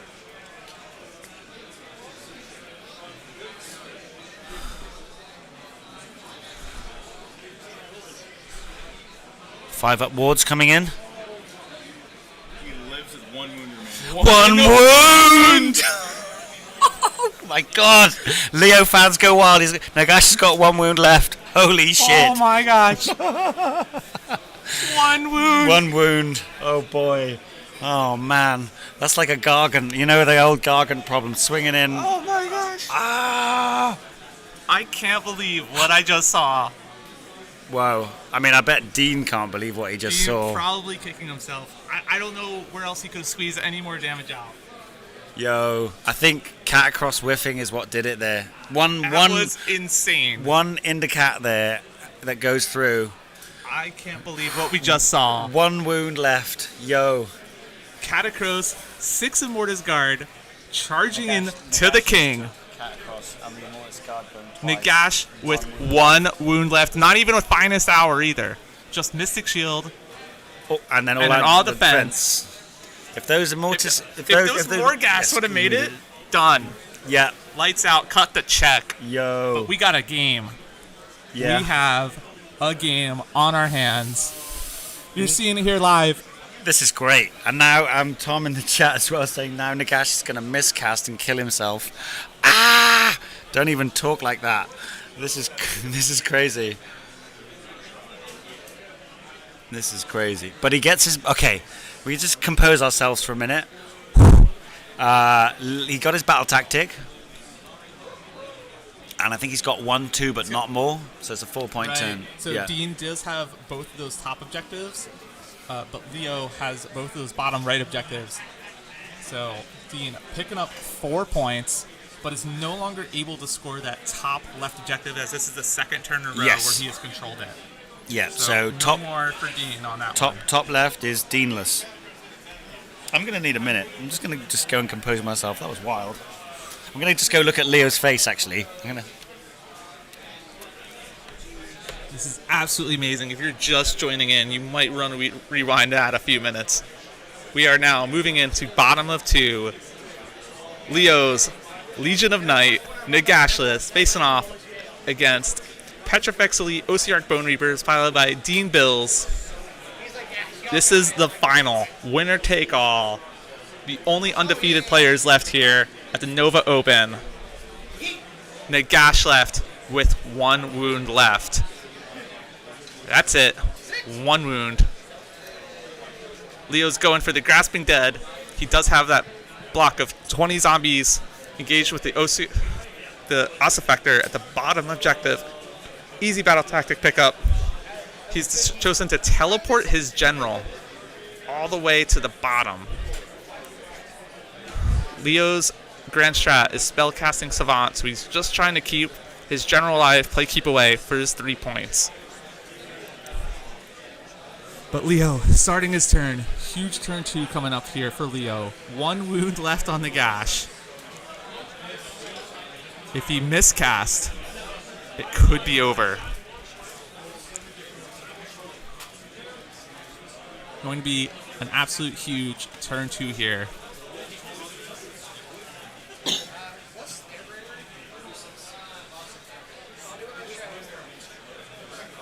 Leo's probably going to be prioritizing some Vial Transference and Soul Stealer quickly to heal up. Unable to Heroic Recovery since he's already in combat. Maybe I can shock him off attack. Alright.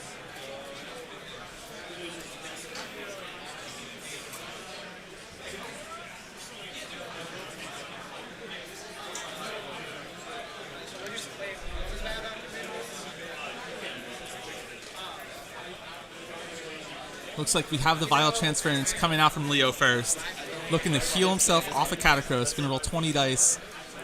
Looking to transfer wounds over. That was wild. So, very first spell, clearly going to be the Vial Transference to Yes. heal off of Catacross. We're all looking to see the Hand of Dust, but he needs to heal up first. He's Yeah. taking that 20 wounds, taking advantage of it. So Dean was verbally just saying perils as when Leo went to cast. We were all Healed 7. so, Just healed 7 off that Vial Transference, up to 8 wounds now. so he's back to half health. Amazing. Leo, I must say, very, very composed out there. Dean double checking how many spells he had, and at the point in which he was casting, he had 4 spells. But obviously, as he heals, he gets more of his spells back. Don't think anything's going to rattle our finisher here. No, what we have seen as well, I'm not sure in all of that, is we have seen the heroic action has teleported a Vampire Lord down to the bottom. I'm not sure if you caught that. That is his grand strat, just trying to keep it alive. Now Yeah. that those Morghast are committed to the table, he's just playing keep away with it. And we're going to see an unholy amount of mortal wound output. Antu in the chat now, who is another, he's perhaps the Finnish captain, so he's watching his compatriot, thinking that it's GG, but, I mean, if we can see a dust come off here now, I'm not even going to say the words, but we know the words. Start with M, and they rhyme with fast, and it's 2 syllables. We don't want that to happen, any Leo fans, so as long as that doesn't happen, then he's going to be able to put another massive dent into this OBR army. Obviously, turning Catacross to dust would be huge. If he can deal with Catacross, Hand of Dust is being cast. Here we go. Being cast. It's going. here we go. Dead. Dead. Yo! David elected to just roll a 4 up to see if he dies. 4 up to die, and that is Catacross dusted off the board. Yo. Swing for the king. You best not miss. How dare you rebel against me? Unbelievable. Go back to Shaiish. That could be game. The Immortus Guard already popped their fight twice. They're not in range to get any models returned to their unit. They've just lost the +1 save. Yo, he Hand of Dusted him with a 6. It doesn't matter if you fail prios on 1s. You know, just roll a 4 up. Did it in style with a 6. This is it. This has been an absolute slobber knocker of a game, right? Nagash started this turn with 1 wound left. He's now on half health and has just dusted off Catacross. Scenes! He said, thanks for the health. Goodbye. Yeah. Pop. See you later. Wow, sending him back to the underworld. Okay, that looks like Do you think after the Hand of Dust that players are considering that OBR might need a buff after that one? Yeah, perhaps. Yeah, definitely. Age of Sigmar players, as your games finish up, don't forget to vote for your favourite opponent. Yeah, Tom's not wrong. The 5 Immortus Guard and the Morghast are still a problem, but I think we've got all sorts of other casts to come out.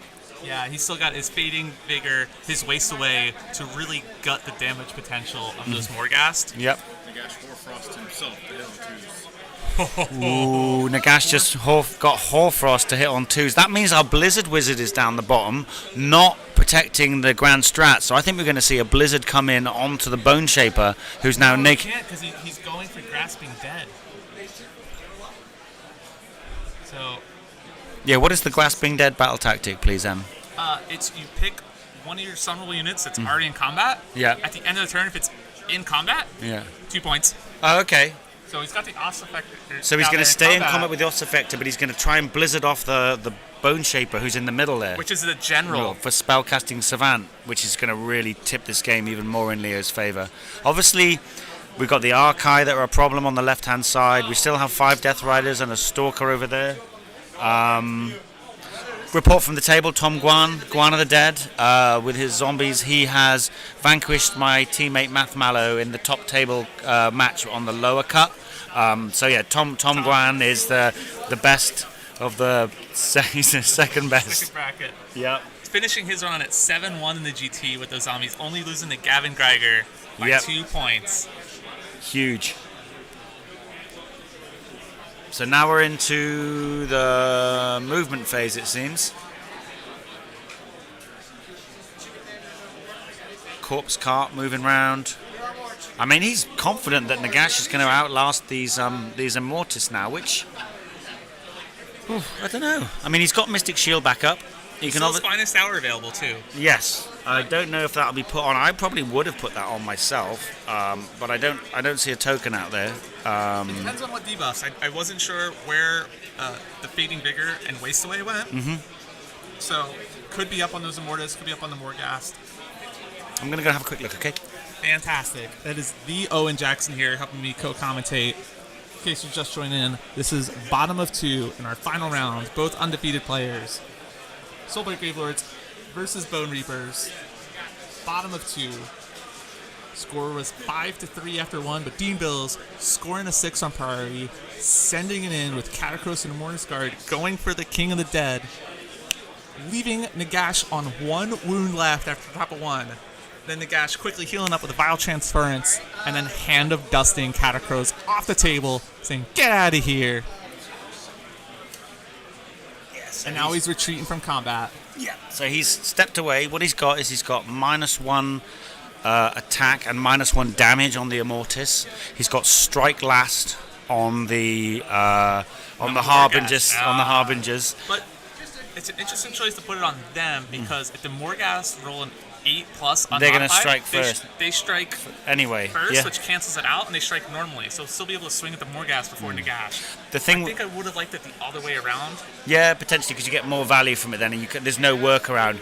The thing is, though, like, between you and me and the chat, like, Leo wins games of Warhammer with this list with Fellbats and Zombies and Vampire Lords, not with Nagash. I mean, obviously Nagash has, done, he's one-shotted off Catacross, but in terms of mission play, he wants people to come in and charge Nagash because it frees up the rest of the board, especially with an elite army like this. And we've got. See that he's got the one Fellbat all the way on the right. He's basically setting up surround. He's setting up intimidate the invaders. Exactly. Looking towards the future turns, going. It's just about points. Yep. Doesn't matter what you have on the table. Can it score points? Yep. So the zombies have recharged in. Again, gamming up the single Stalker. And I think that's triggered a redeploy, I want to say. He's looking to try and redeploy back and get in range of the... That's a very cute play. That's getting cute. within 6 inches so he can potentially return Yep. in the Mortis Guard. Antu saying it's over. Well, You never know. When It's you got only- OBR on the table, it's never over. Yeah. Everybody go to the marketplace and rejoice.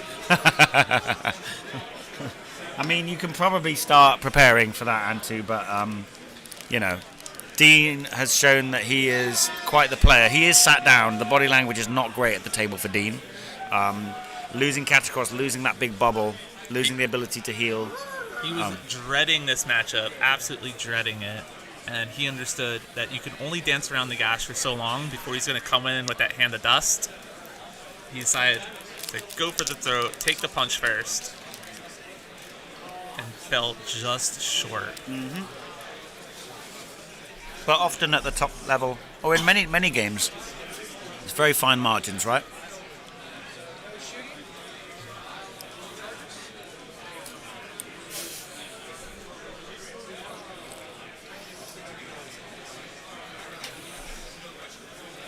So here we go. Leo just going through his turn.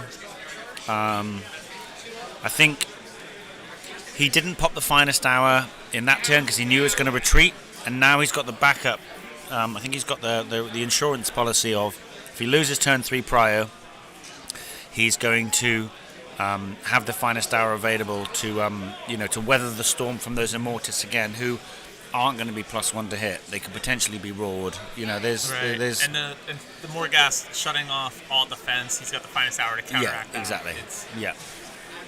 And also they're -1 damage, -1 to wound. So they're going to be on, rather than 2s and 3s, they're going to be on 3s and 4s. Which, yeah, it's big. And only 1 attack each now, right? Or 2 potentially. Yeah, 2, yeah.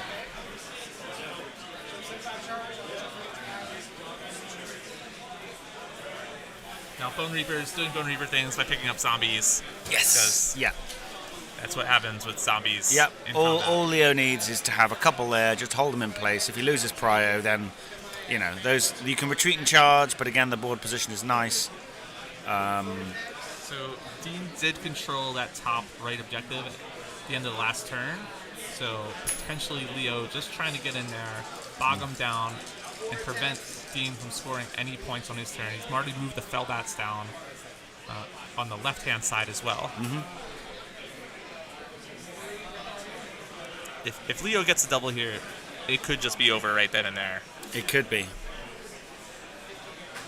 But both players will likely keep playing it out because everybody here is playing out through all 8 rounds, except for Owen, but trying to get as many points as they can. Yeah. It is a point differential here.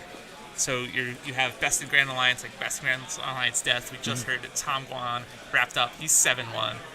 Could be eligible for that Best Death. Dean, even if he loses this 7-1, still in the running for a Best Death. Yeah. Do they Still not? a reason to play on. Absolutely. I have 11-1.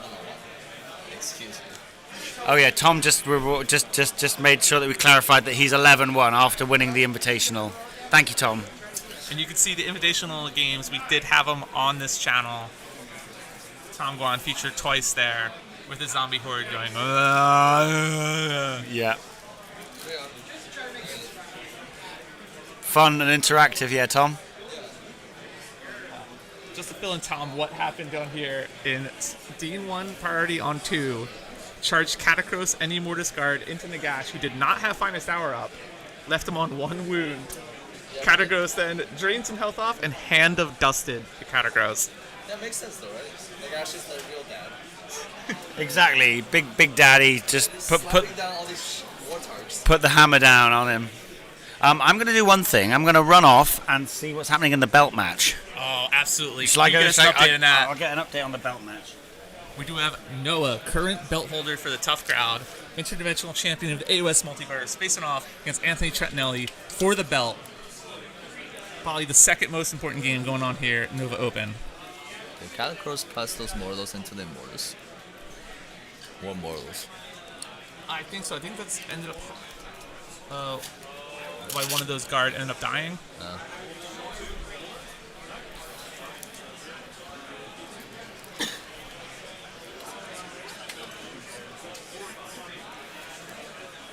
the Ossifector picking up 5 zombies at the bottom of the screen. This is a very interesting mission. Like, you could just lose this very fast. Like turn 1 if you deploy it incorrectly. Like going second, reacting on this mission just gives you a huge advantage because each objective can only be scored twice, and after you score twice, you no longer control the objectives. So it gives your opponent interesting opportunities. Like, well, they don't actually control any objectives, so I can just take 1, can get 1 and more, and then just slowly score it out that way.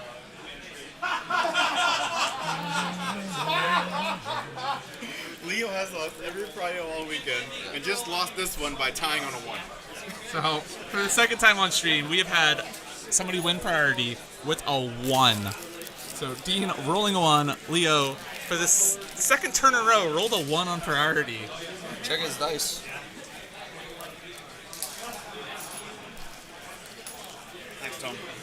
Okay. So Owen Jackson just sitting down. We're going in the top of 3. Owen, we just had a priority. Guess what happened? Dean won. With a 1. Dean's taking the turn. Yo.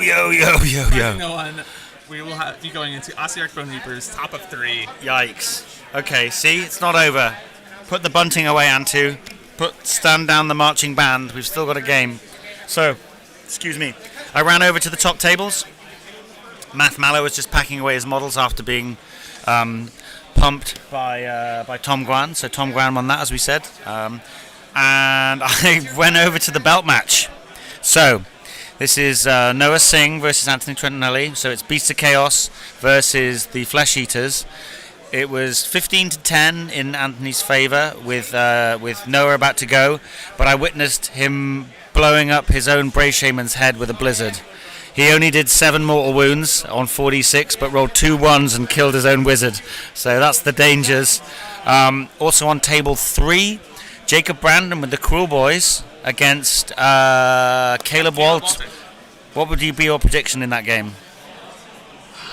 I think Jacob could take out the edge in that, just because he can't be seen. It blocks all those spells. Yep, and that's exactly how it played out. So Jacob, He did have the Beast Skewer kill bow too. he did indeed, good which is at great, killing those chickens. great into the chicken. So 7-1 for Cruel Boys. 7-1 Cruel Boys. The only person to beat him was Dean Bills, who you have on stream here. Amazing. Killer of dreams, killer of hopes. Indeed. But Cruel Boys still 7-1. So we've got a 7-1 for Cruel Boys. We've had a 7-1 for the Vicross zombie spam with Tom Guan. Currently, as I say, Noah and Anthony playing, and then on the other tables we've got Anthony Lawrence with Slanesh, and he's facing off against Gavin Griegar with his Null Myriad. Whew. Okay. So whilst Emma nips off to get some water, how are we all feeling? This is pretty wild. I think obviously the prior role is keeping Dean in this. We still have 5 Immortis, 5 Death Riders. Stalker's gone down. Got those zombies grinding away there with the Ossifactor. I just can't see him losing Nagash. You know, we've got him out of combat. We're going to see a heroic recovery in there. Gavin, best bid in the game. Yeah, he's rocking his. Gavin's rocking his Team Sweden shirt today, looking to represent one of the countries that he fought against at Worlds. Lots of Worlds players here. Age of Sigmar players. 1 hour left. We've got an hour left in the round. You might have heard that. That's James O'Brien there. Plenty of time for us to wrap this game up. Now we've got Intimidate Invaders, which is a good battle tactic here for Dean. It does mean that he can't afford to lose any units, really, because he's only got the Shaper, the Ossifactor, the 5 Immortis, the 2 Morgus, and the Death Riders. So he needs to get 3 units outside, so he can't really afford for those Immortis to die. But I don't really think that he has any choice but to go into Nagash. Maybe I'm wrong. Maybe he'll look to just play objectives now, but I think he's just trying to lose well rather than win if he does that. 1 hour of glory left, yes, Antu. Well, I hope you're all enjoying this. I'm exhausted. It's been quite the marathon. I've played a lot of Warhammer. Yeah. Some of these players, maybe it's quite telling actually. Both these top table players were not in the Invitational, and they maybe that freshness kept them in it. Some players have played between 11 and, well, even more. Lots of Warhammer. 12 and 9 games of Warhammer for some people. A minimum of 8 for everyone that's carried on through here. Still lots of energy in the room. Should be some pretty quick turns here, I think, from Dean. Dean, Dale. God, I'm getting so tired. Whew. I don't think the Morghast can occupy Nagash for a turn. Yes, I'm broken, Gitly. I don't think they can because they got strike last. They're going to go in. They'll lose at least one, and then they'll just get rinsed off with magic. So, I mean, he does look like he's bringing them in. Probably looking, as you said, even though they've got the strike last on them, looking to maybe roll a big charge and get the strike first off. If he doesn't roll the unmodified 8-up, they will be fighting last. I mean, look, it's the what's that called? The sump prophecy or something, where you just kind of keep chucking more money into a bad investment, and this is what he's doing going into to Nagash again. I don't think he has any other plays though at this point. No. I agree. He can't play the board, and he's just trying to lose well if he doesn't sort of push for this. So. Did he fail both the 3-ups to bring back those Immortus card? I don't even know if he was in range. I think he was looking to try and do it, but I mean, he's got 5 in there now, so yeah, I think that was. Ossifactor has stepped out of combat with the zombies, so Dean now has that. Yeah. Leo cannot score that objective over there anymore either, so Dean will be picking up that one. According to my notes here, I'm trying to keep track here, but according to my little whiteboard, I'm trying to keep track. Dean can no longer score that top left one where the Morghast is moving off of, and Leo cannot score the bottom 2 right objectives. But one all the way to the top left has been going back and forth. Leo did gain control of that middle left one on his last turn. You know what might happen now, though? We've just seen the Death Riders retreat and line up a charge. So depending on how,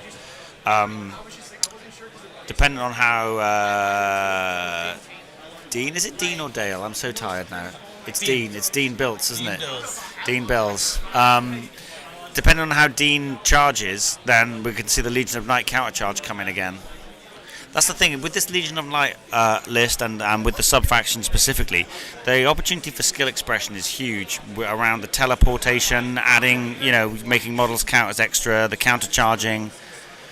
Oh, not a... the Morghast charging in, but I did not catch to see what those were on the dice. One thing to bear in mind as well with Katakros going down and some of the units being wiped out is that CP engine that you get from the OBR, which is really what they need to power them up, that gets limited more and more and more. The sunk costs fallacy. Thanks, Froggy Noddy. That's what my brain was trying to get to. Yes. And the sunk costs fallacy is definitely the way in which Dean is now playing it. He's keeping that guy within 6, but he's still naked in the wind. Like, that Shaper's going down, yo. Okay, here we go. So no commands, but we've got a couple of tokens on young Nagash there. I'm going to go and see how many wounds he's got and if he's finest houred. Cool with you? I don't know if my heart can take it. I really want him to be finest houred. Okay, let's find out. He better be. Okay. He better be finished houred. That's actually something funny you've said today, Jacob. Well done.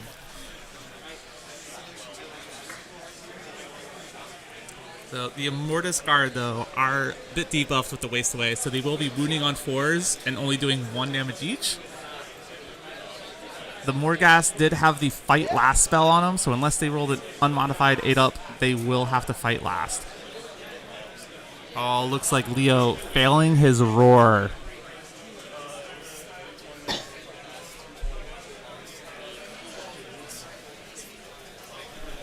So we've got 10 wounds on Nagash taken. So only 8 left. He has failed to roar, but he is finest hour Mystic Shield, so he's got a 1-up save. But he will have had his commands turned off now by the Morghasts, which is, again, really excellent resource management from Leo there. Banking on maybe those guys making the charge. He is so smart. Yeah, I mean, I would have been tempted to put the finest hour on earlier in the game when they came in for the first time. I don't know if, in retrospect, he would have thought that was a mistake, but obviously because he was very lucky to keep him alive. But we're playing a dice game, right? These things Is this happen. the Morghast swinging first? Morghast first. They did make the 8-up charge. I don't know if they made the 8 up, but he's opting to swing with them first. Is it only waste away on the Mortis card? Or do you get Yes. it? Yeah. Okay. So what that does is, if they use their damage aspect, Well, some big saves there. Looks like you might have had 3 failed. Oh no. Nagash is dead. done. Oh, Whoa. that is exactly what Dean needed. Those Arc guy had 4 attacks. He rolled 3 6s. 3 6s on the Hit with attack, everything, hit 3 6s. exploding. Yo. Nadarite weapons for the win. Yikes. See, Antu? That is wild. Dean fans in the chat. But still, pretty much everything else on the table, though, at Leo's disposal. Yeah. I mean, Got a lot of battle tactics available with all this stuff, too. Yeah, I mean, I would not be too concerned. If this was a turn later and the scoreboard wasn't quite as it is, I might be a bit more concerned. But if you think about it, we have had Into the Maelstrom, Intimidate Invaders, and Trample the Defiant used. We've got board edges available to Dean, but not a huge amount of battle tactics. Magical Dominance has now been opened up, perhaps, without the really strong unbinding. And yes, still 5 Immortus left. And those 5 Immortus can still pile in with 2-inch range, so we might see them go into the Vamp Lord, which could be a problem. Oh, this is going to... Wow. Okay, we better buckle up, because this is going all the way now. This is going all the way. So after 2 turns, the score was 10-7 in favor of Soul Blight. Looks like we will have a 5-point turn here for OC Bone Reapers. There's still quite a lot left in this game. No, Jacob, I'm aware of that. Thank you very much.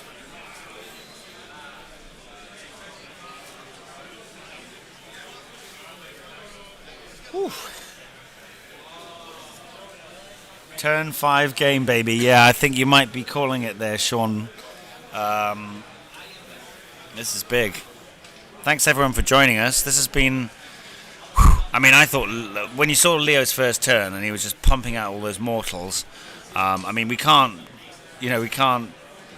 ignore the fact that Prios have really kept Dean in this game, but that's a dice game, right? Yep. He got given first, which gives him the edge on on drawn rolls, and this was a double one, right? Also rolling a 6 the turn before to Yep. a 1. Yep. Pretty big. We're seeing more of these zombies picked up.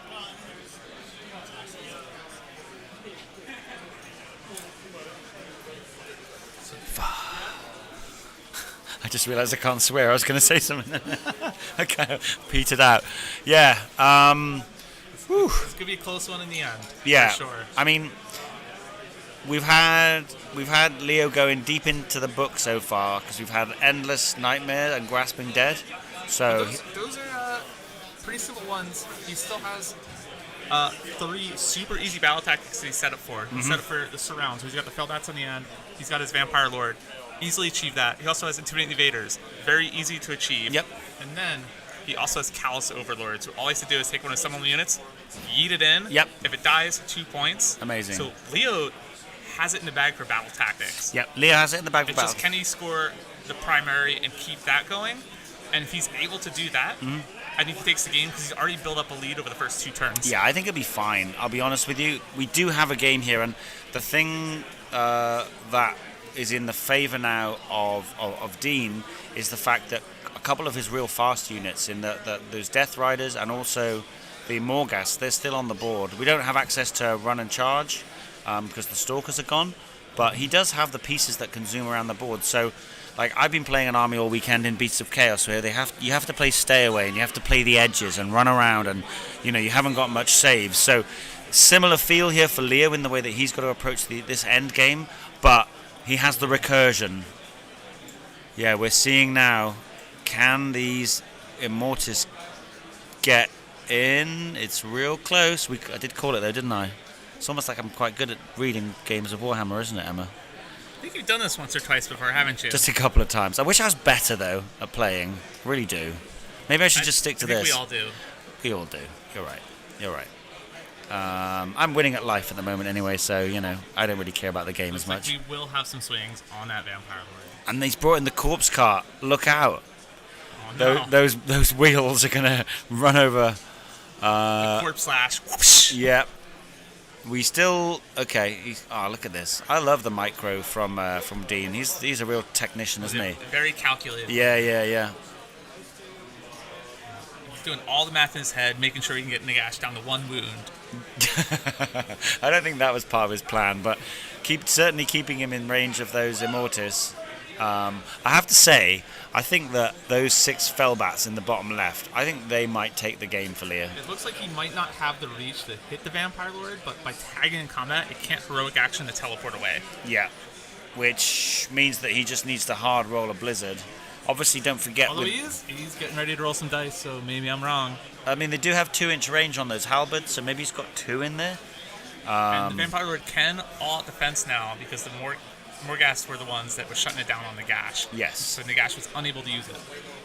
And since he is in terrain, he is wholly within cover, so he'll be +2 to his save from that. Oh, wow, yeah. So he's going to have a 1-up save because the Vampire Lords have a 3-up base.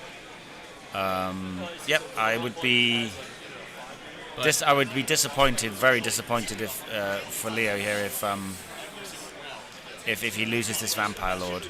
Not forgetting we've still got another one down the bottom, but this Vampire Lord is the general, so that would stop. Is it? Did we got confirmation on that? I'm pretty sure it's the one for the Grand Strat. So Sean is going to come out and let us know if that's not the case. I'm going to go have a little look at this because this is great.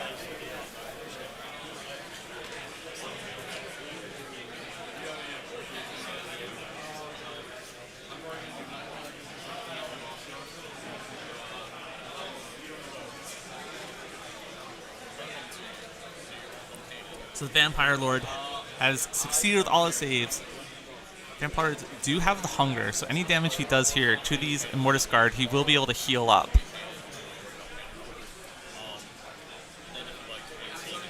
But still, in OCR Bone Reapers, top of 3, Nagash has gone down.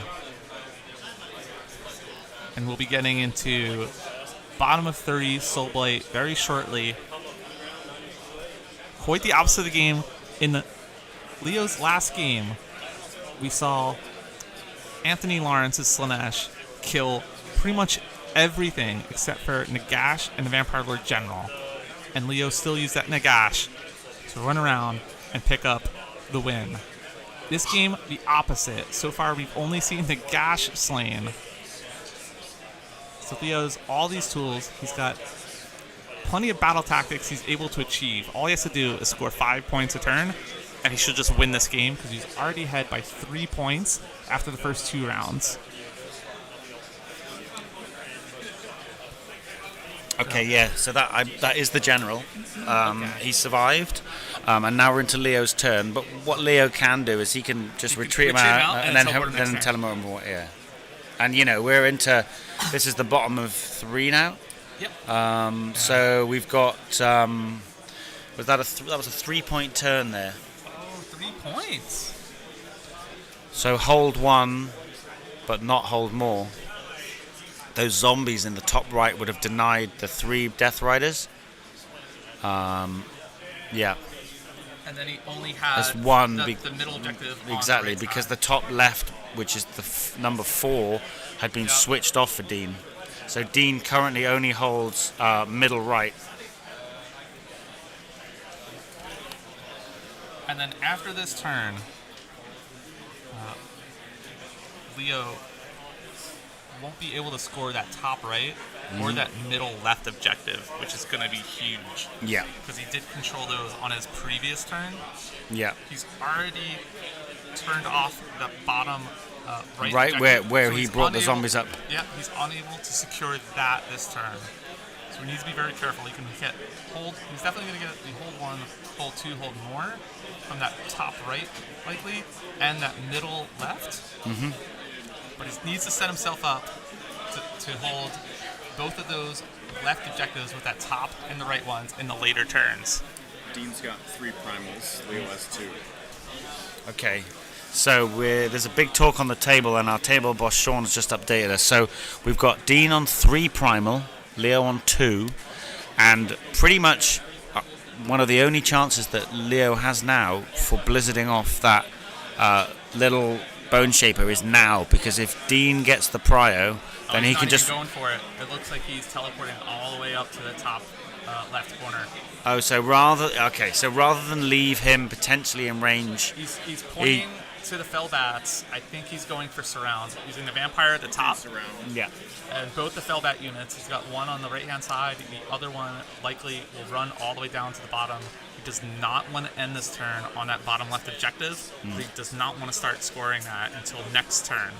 The one that just went to the corner is the general, so the one in the middle is not the general. Cool. The one The one that just went to the corner is the general. So Okay. the general update, the Vampire Lord, all in the top left, that is his general, the one he needs to keep alive. I don't think he'll have any issue keeping that safe all the way up there. Yep. So he's trying to protect his grand strat rather than trying to deny Dean's, which is probably the play. It's like, fine, you can have yours, I'll have mine, and I'll just keep on top of you in terms of scoring. Because we're going to see a 5-point lead here coming out of Leo. If he can get 1-2 more, I expect that Leo will now engage with his stay away, tricksy kind of play. So I we're think he potentially already has the hold 1, hold 2 more, because he's going to have that top right one, and he's going to have that middle left one. Mm-hmm. Dean only has that middle right objective right now.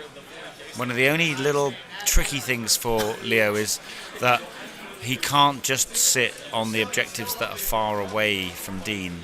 He's going to need to get a little bit closer to him and potentially put himself in charge ranges to get up to score the primary.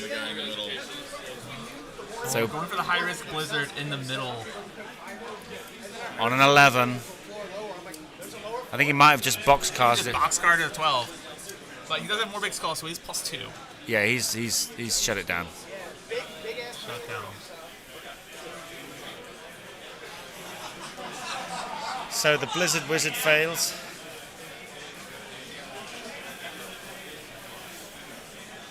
Yeah, the grand strategies are keep the Wizard Generals alive. So Leo's is up in the top left, near where his phone is, and then the Bone Shaper is in the center there, between the two sort of castle-style buildings.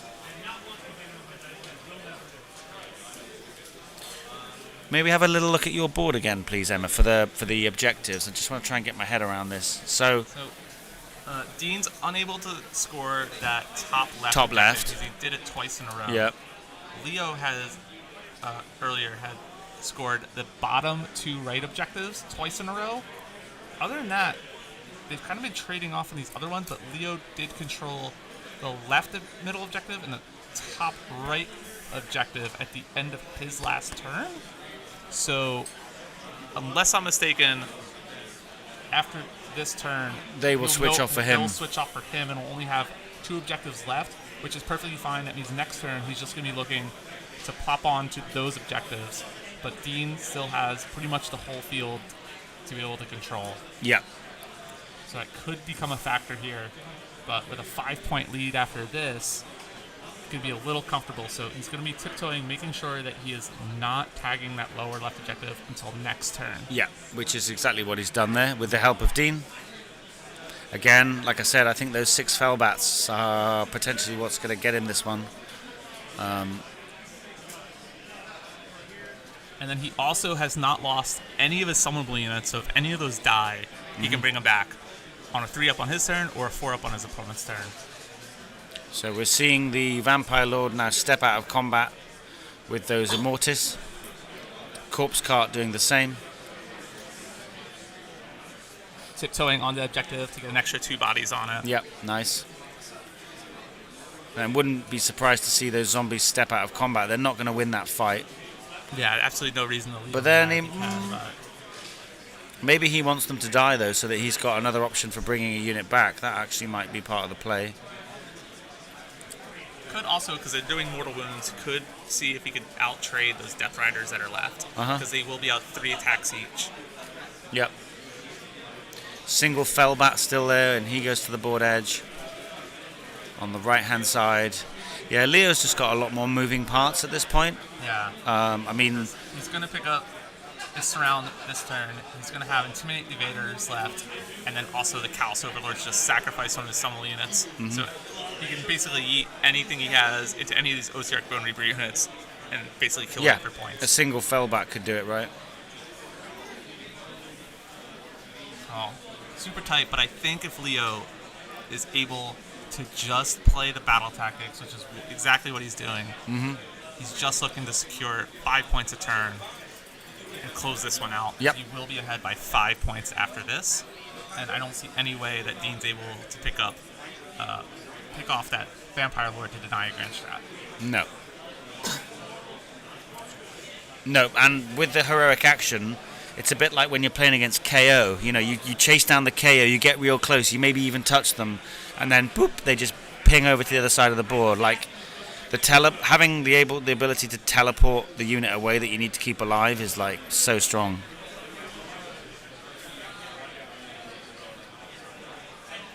So yeah, this is bottom of 3. Thank you, Froggy Noddy. Bottom of 3, 2 rounds left. Got about Soulblight should be ahead by 5 points after this, but just 2 rounds left to play. And there's about 40 minutes left in the round. We'll see if they wrap it up in then, but I'm sure that the TOs won't hard cut it because this is the deciding game for who takes it all. Indeed. I'm going to go and have another little look at those top tables, if you don't mind. Shall I bring us that bit of news? Please do, Owen. The Owen Jackson helping commentate the final round of this GT. The only undefeated players here: Leo, Legion of Night, versus Dean Bills, OC Bone Reapers.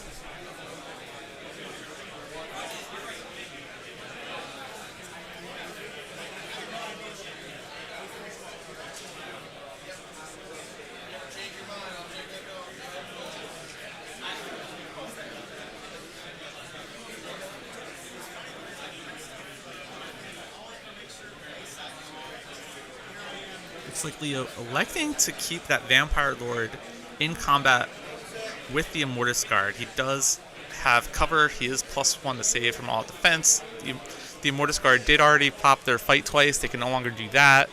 So rolling out some damage. Zombies into Death Riders. Picks off 2 of them. Only 1 Death Rider left in that unit up there.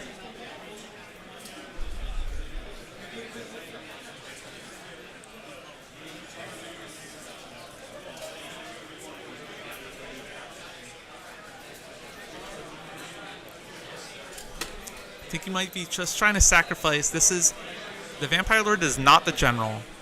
This is the one that the Morbigs call Merciless Blizzard. I think he's just trying to stay alive here to pin those Immortus Guard because Leo can't win a priority. He just keeps failing. His last 2 priority rolls have just been a 1.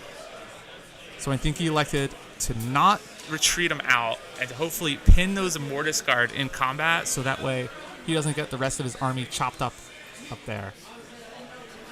So he just needs to survive these Immortus Guard. He's got +1 save from cover. He's going to all out defense, so he's on 3 up saves.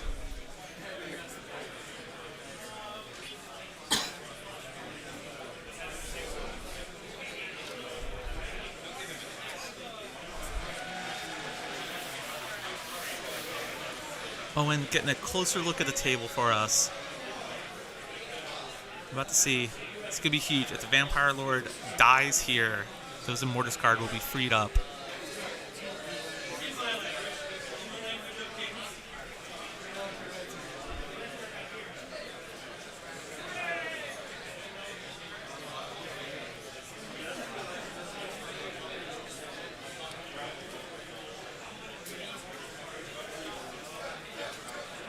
Not a single summonable unit has died so far this game, so if Dean kills any of these summonable units, the zombies or the Fellbats, they still can come back at the end of the movement phase. Soulblight will be ahead here, 15-10 after this. So Dean rolling out the Immortus card swings. Rolls a 6, gets 3, gets some hits. 2 saves coming in.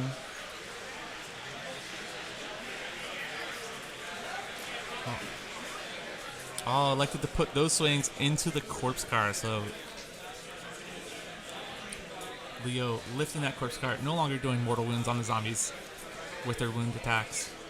Here comes the rest into the Vampire Lord.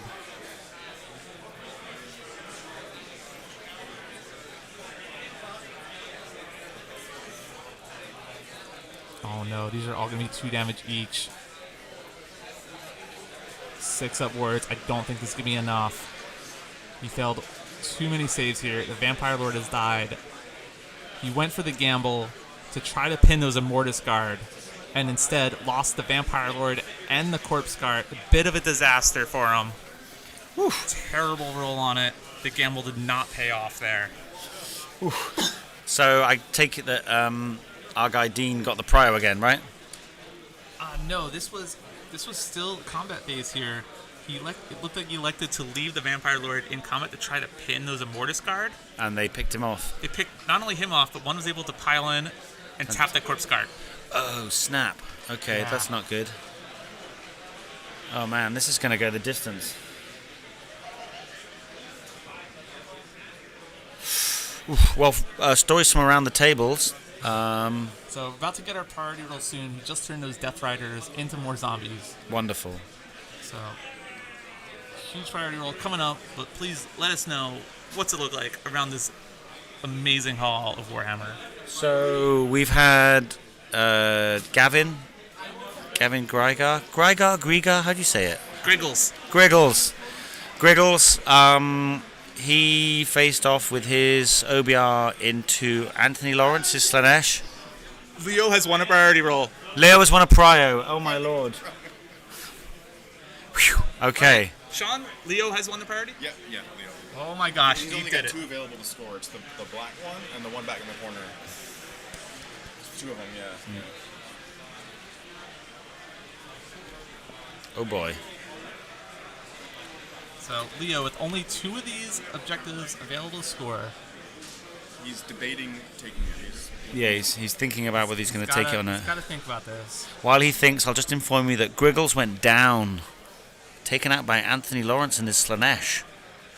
Whoa! And Anthony Lawrence is a heavy hitter. He is a heavy hitter. Only lost 1 game this weekend.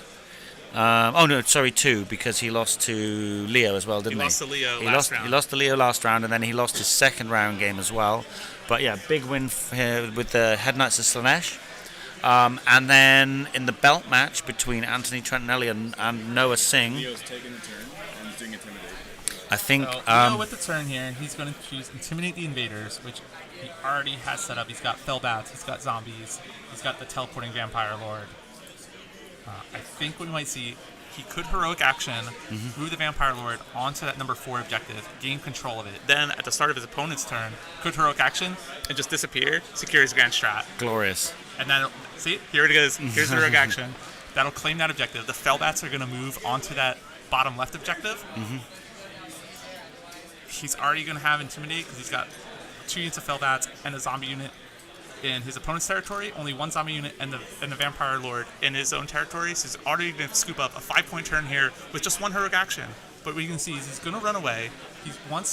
Next turn, he's setting up for Callous Overlords, and he's just going to yeet one of those Spellbat units or a zombie into an OBR unit, have it die. Leo's pretty much got the game in the bag. And other important news, we have a new intergalactic dimensional Yes. champion. I was Owen was AoS just about to Multi- announce. Owen Jackson, our it's tough crowd called. member here. I've got to announce that after holding it for 2 rounds, we have a new interdimensional trophy belt winner, which is Anthony Trentinelli, who has Belt has returned to the king. He held it for almost a year, didn't he? he's got it back. He's going to give it a polish, put it back on his shelf because his Flesh Eater Courts, taken out Noah with his Beasts of Chaos. So that Anthony was Trentinelli, the tough crowds, interdimensional champion of the AoS multiverse. you know the proper name for it. I get lost. There's so many words. But yeah, that was one of the other top table games. Yeah, there's still a few games going on, but yeah, Jacob Brandon won on the top tables, as we said earlier, with his Cruel Boys, Tom Guan. He beat Math Mello by a single point, by the way, with all those zombies into Sylvaneth. Math's had a great weekend and really enjoyed meeting the US community. And then, yeah, so some really interesting armies that have done well this weekend. Cruel Boys, Slanesh, like Petrifex, Nagash. Absolutely. Quick check to our magical whiteboard that we have behind our desk here. So far I've been tracking that the only 2 objectives available to Leo is that number 4 objective at the top left and the one on the bottom right, which he has taken. He heroic action teleport his Vampire Lord onto the objective. He can teleport away at the start of the next turn. What he's doing is he's moving these zombies onto that right objective. Even though Leo can't control it at the end, he can't score any points from it, he is just trying to deny points from his opponent. Leo can only do those 2. We're going to be up Leo can only do 20 points here, and then in his final turn, he's already set up to basically score 3 points. He's already ahead by 5 over his opponent, so even if he only scores just 2 or 3 points in his last turn, he takes the win. Noah just coming past and checking how his tough crowd teammates doing. Yeah, Noah walking around a little beltless. I don't know what he's going to use to hold up his pants. It's probably why he got to losing all of his pants at Worlds. Yes. Okay, so I think we've seen the zombies step out, right? I mean, are we into... I'm going to go and see if this is Dean's turn. What Leo's doing with those zombies at the bottom right is he's just putting on that objective to basically force that his opponent has to come in onto it to control it. Yeah, that's cute play. He's loaded lots of numbers on there, so that he can't just commit like minimal. He can't commit one unit, one model to it, or one unit to clear. Zombies there. Yeah. Which is great because Dean only has 4 units on the board. 5 units, sorry. 1 Death Raider, some Immortus Guard, 2 Morghasts, an Ossifactor, and a Bone Shaper. And the clock's against him. There we go. 20 points on the board there for Leo. 20 to 10. 20 to 10. I think the way that this game's gone, could we get the story of the game to this point so far? Daniel, wow. Okay, so we've got 1-drop Legion of Night with Nagash versus 1-drop Petrifex Elite Bone Reapers. Bone Reapers were given the first turn, went super aggro, cleared out a big screen but failed their battle tactic and had good board position. Leo then had his turn. He was able to clear off 2 Morghasts, put a load of damage into multiple units, and didn't really come too far forward with Nagash and didn't actually screen him out with some zombies. Exposed his bottom. He exposed Nagash's bottom, which is not something that you want to do. Dean got the prio into with 2. A 6. Yes, with a glamorous 6, a ball of 6. He then sent in 6 Immortis and Catacross into Nagash. Failed to charge with the Morghast Harbingers that came on board. Indeed, which was clutch. The Immortus Guard fought twice because Nagash failed to roar and left Nagash on 1 wound. A single wound. Going into Leo's top of 2. That was top of 2. Then going into Leo's turn 2, he Vile Transferenced, healed back up to 8, Hand of Dusted off Catacross. Said sayonara. And then ground into the Immortus a little bit. Then stepped out of combat. Then we went into turn 3. The Immortus and... Turn 3, priority roll is huge. Yes. Both of them rolled a 1. Both rolled a so 1. Dean 1 priority on 3 with a 1. Yes. And that meant that the Immortus Guard and the Archive both charged in, and the Archive one-shotted Nagash. Yikes. Boom. Big yikes. So that's kind of where they've ended up being, because they've then been sort of tagged up. We've just seen now, and then we went into...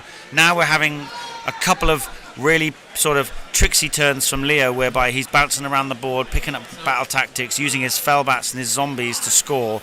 And we've seen that teleport again, the heroic action from Legion of Night come in from Leo. And he's teleported his Vampire Lord basically as far away as he can. After 2 turns, the score was 10 to 7 in favor of Soulblight. So Now it's 20 points to 10 in favor of Soul Blight. So Leo, he's had 4 5-point turns.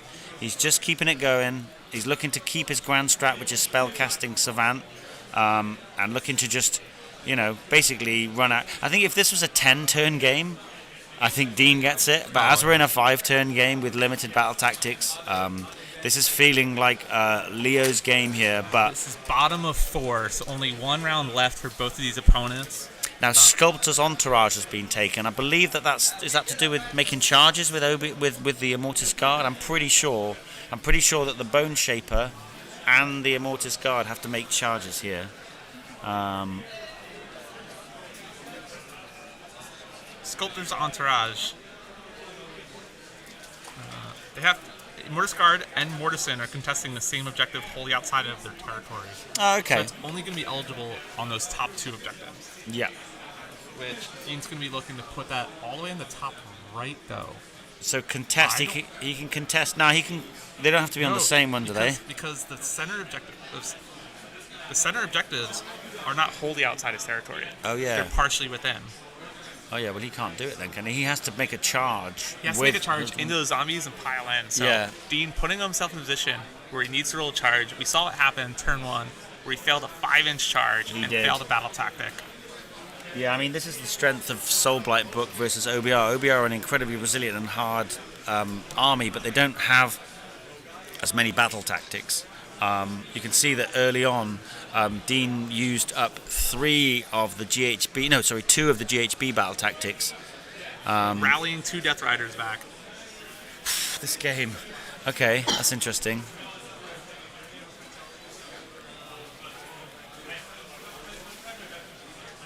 Yeah. We're all feeling it here, aren't we, Emma? It's been a long weekend, yo. I hope everyone's enjoying the coverage because this has been a crazy game. Quite a few players now around the table, seeing how this one's going to end up. Friends and teammates of the different players just seeing this one through. I think we've got about... Essentially, if Leo wins the party, He wins the game. 100% game over. Because what Dean has set himself up for is he needs to start charging into these zombies over there on the left-hand side, which means it's going to have a lot of damage output available over there, and there's a single fell dot on the right side. Leo can just use his Callous Overlord's battle tactic where he picks someone unit that's not in combat, and if at the end of the turn it's destroyed, he scores it. Yeah. And he'll score a minimum of 3 points because he has that bottom left objective, and he's already up by 5. Yeah. So even if he goes down, if he only scores 3 points in the final turn, doesn't even matter because his opponent won't be able to make up the deficit. Yep. It's I'm gonna say never. I mean, there's a mathematical element to this, but I'm so tired I can't think of it through. All of these fresh-faced people in the chat probably can figure out that we've had some predictions there. It's over. He just needs 1 point from primary or a battle tactic, which he's got objectives to be able to be switched on, and at this stage, we're going to only have one player who's won all 8 games, right? Yeah. And they are going to be the Nova Champion 2023. How many players do we have here? 165? About 165. I'll pull it up. While you do that, just to answer Tom in the chat, yes, the Death Rider battle tactic was attempted on turn 1 and was failed, unfortunately. Failed a 5-inch charge. Yeah, which is crazy. I mean, for Dean having so few options on the tactics, 165 players just had it confirmed. So Leo will be top of the shop. I think I'm going to finish about 15th or something, or 14th maybe, which is reasonable, I'm right? not even on the scoreboard here. No. I mean, you got to play to have a result, right? But I didn't lose any games here. Didn't win any either. No. So you got a 100% record, right? I'm just going to have a little look, see if there's any other notable results in this round. Round 8 sounds mad. So yeah. Yeah, round 8 when we have like 80 players still playing round 8. Crazy. But more Warhammer, more often. Ooh, there's a big game on table 13 I hadn't noticed. The Nuge, Matt Nguyen versus Barton Kennelly. So that's Tough Crowd versus SoCal. That one's still to come in. Chai Zola, who I've heard a lot about, he was running Seraphon this weekend. I think he's had a really good weekend. He used to be a big player. A New contender. Yorker, right? Yeah, New Yorker. Used to contend in a lot of GTs. Took a very long break from AoS. He's now starting to pop up. I haven't seen him in a few years. Starting to pop up on the scene again. Was 4-0 earlier.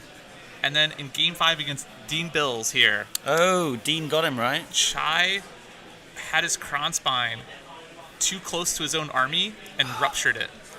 Oh, no. So, ruptured within 3 inches of his own Bastildon. Oh, no.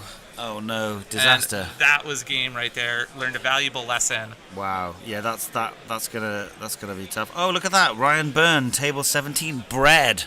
Our hip hop star from the Tough Crowd. He got a win with his Slanesh. Michael Rausch, that's Swaggy Shadow, with his OBR. There's lots of really good players here. So a couple of games still coming in on the top tables. We've got Scooter Walters against Tom Ling.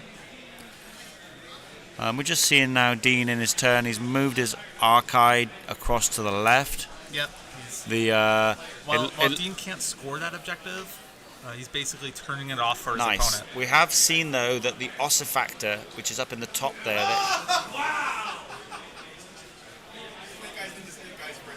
Snake Eyes He's into into Snake Snake Eyes Eyes. on a charge. That means he Oh, mortars no. the card, cannot get on the objective. That's a failed battle That's tactic. Sculptor's Entourage. So he made it with the Ossifactor, and then he just did a 1 in 36 chance, double 1 into double 1. Oh, yikes. Exactly. Rolling Ah, charges, like Leo tends to roll priorities. That's crazy. I think, oh, no. I think Dean, that's... Oh, he's going to be so... He was already down 5 points. Now he's going to be down by 7. It's insurmountable now. Yeah. I think we can start thinking about getting the bunting out, yeah. That's it. I mean, yeah, we'll see this play through, but I think we might have a handshake after this. Failing that battle attack, like, there's no way for him to win the game now. No, mathematically not possible. We're not gonna. Oh, that's a 1 in 1,296 chance. Thanks, Baylor Corvette. That's why I'm not very good at this game. Both players are going to keep playing it out because every point matters in these standings. Since this is not single elimination, and we do have a full 8 rounds being played out by over 80 players still playing, it will affect the standings. Dean could still finish second, or he could get knocked down in the standings since there are going to be a couple other players out there. Yeah. Jacob Brandon, I think, picking up a 7-1 with Cruel Boys. Yeah, Jacob Brandon with the 7-1 with Cruel Boys, that's right. And I think maybe... Who else would be on a 7-1? I think Tom Guan, yeah. 7-1. He dropped down to that second bracket but won all 3 games in his bracket 2. Anthony Lawrence would be on a 6-2, but won.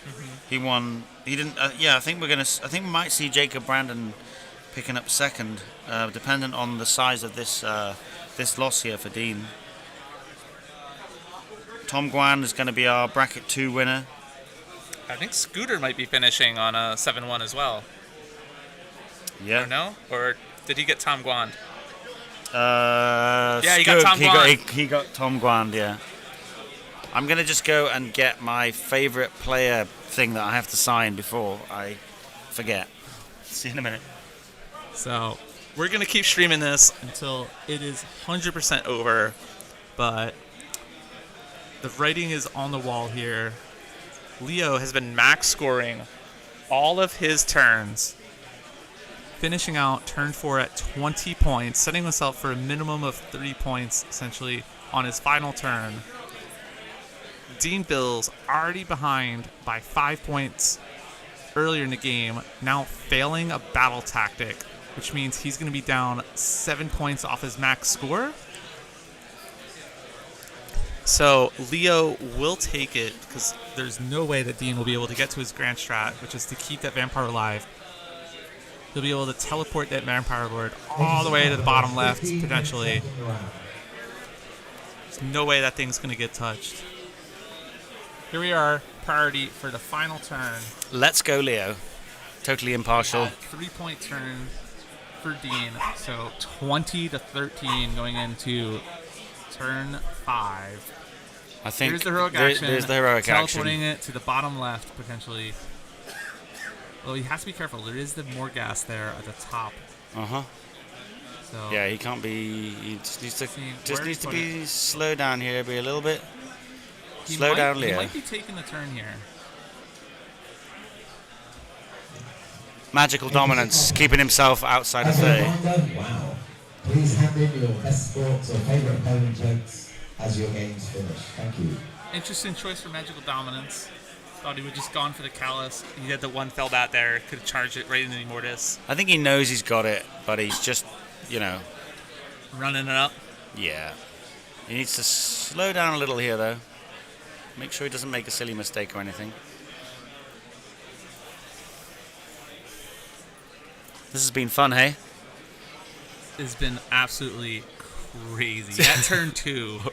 Wow, yeah. Oh my gosh. We've had what a roller coaster. Is he going for the punish here? Is he... So, hold on. What are we looking at here? Oh, snap. Okay. Yeah, it doesn't matter that his dude is over there when he can just put... So he finally managed to get the 40 zombies killed, so we're going to have 20 pop up right here. So he's rolled the 3+, and they can pop up 3 away. Did he get the cast though? Because I thought I saw a 4 on the dice. I don't think he got it, and I don't think he wanted to risk miscasting and killing his own wizard, so I think he's just looking to just... Hold 1, hold 2. Yeah. See you in a moment here. Leo blocking our score cam that we have for our score sheet.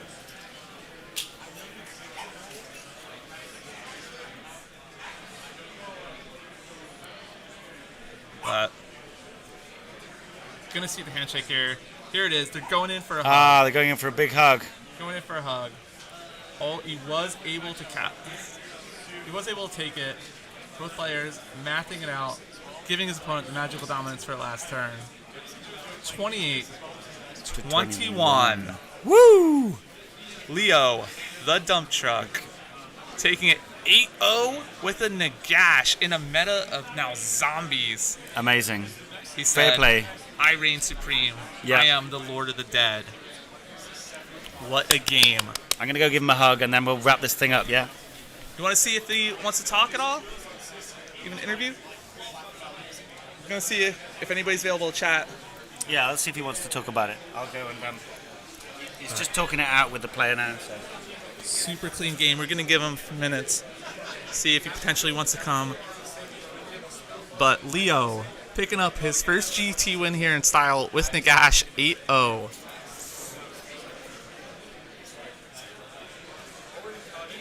So back in just a moment.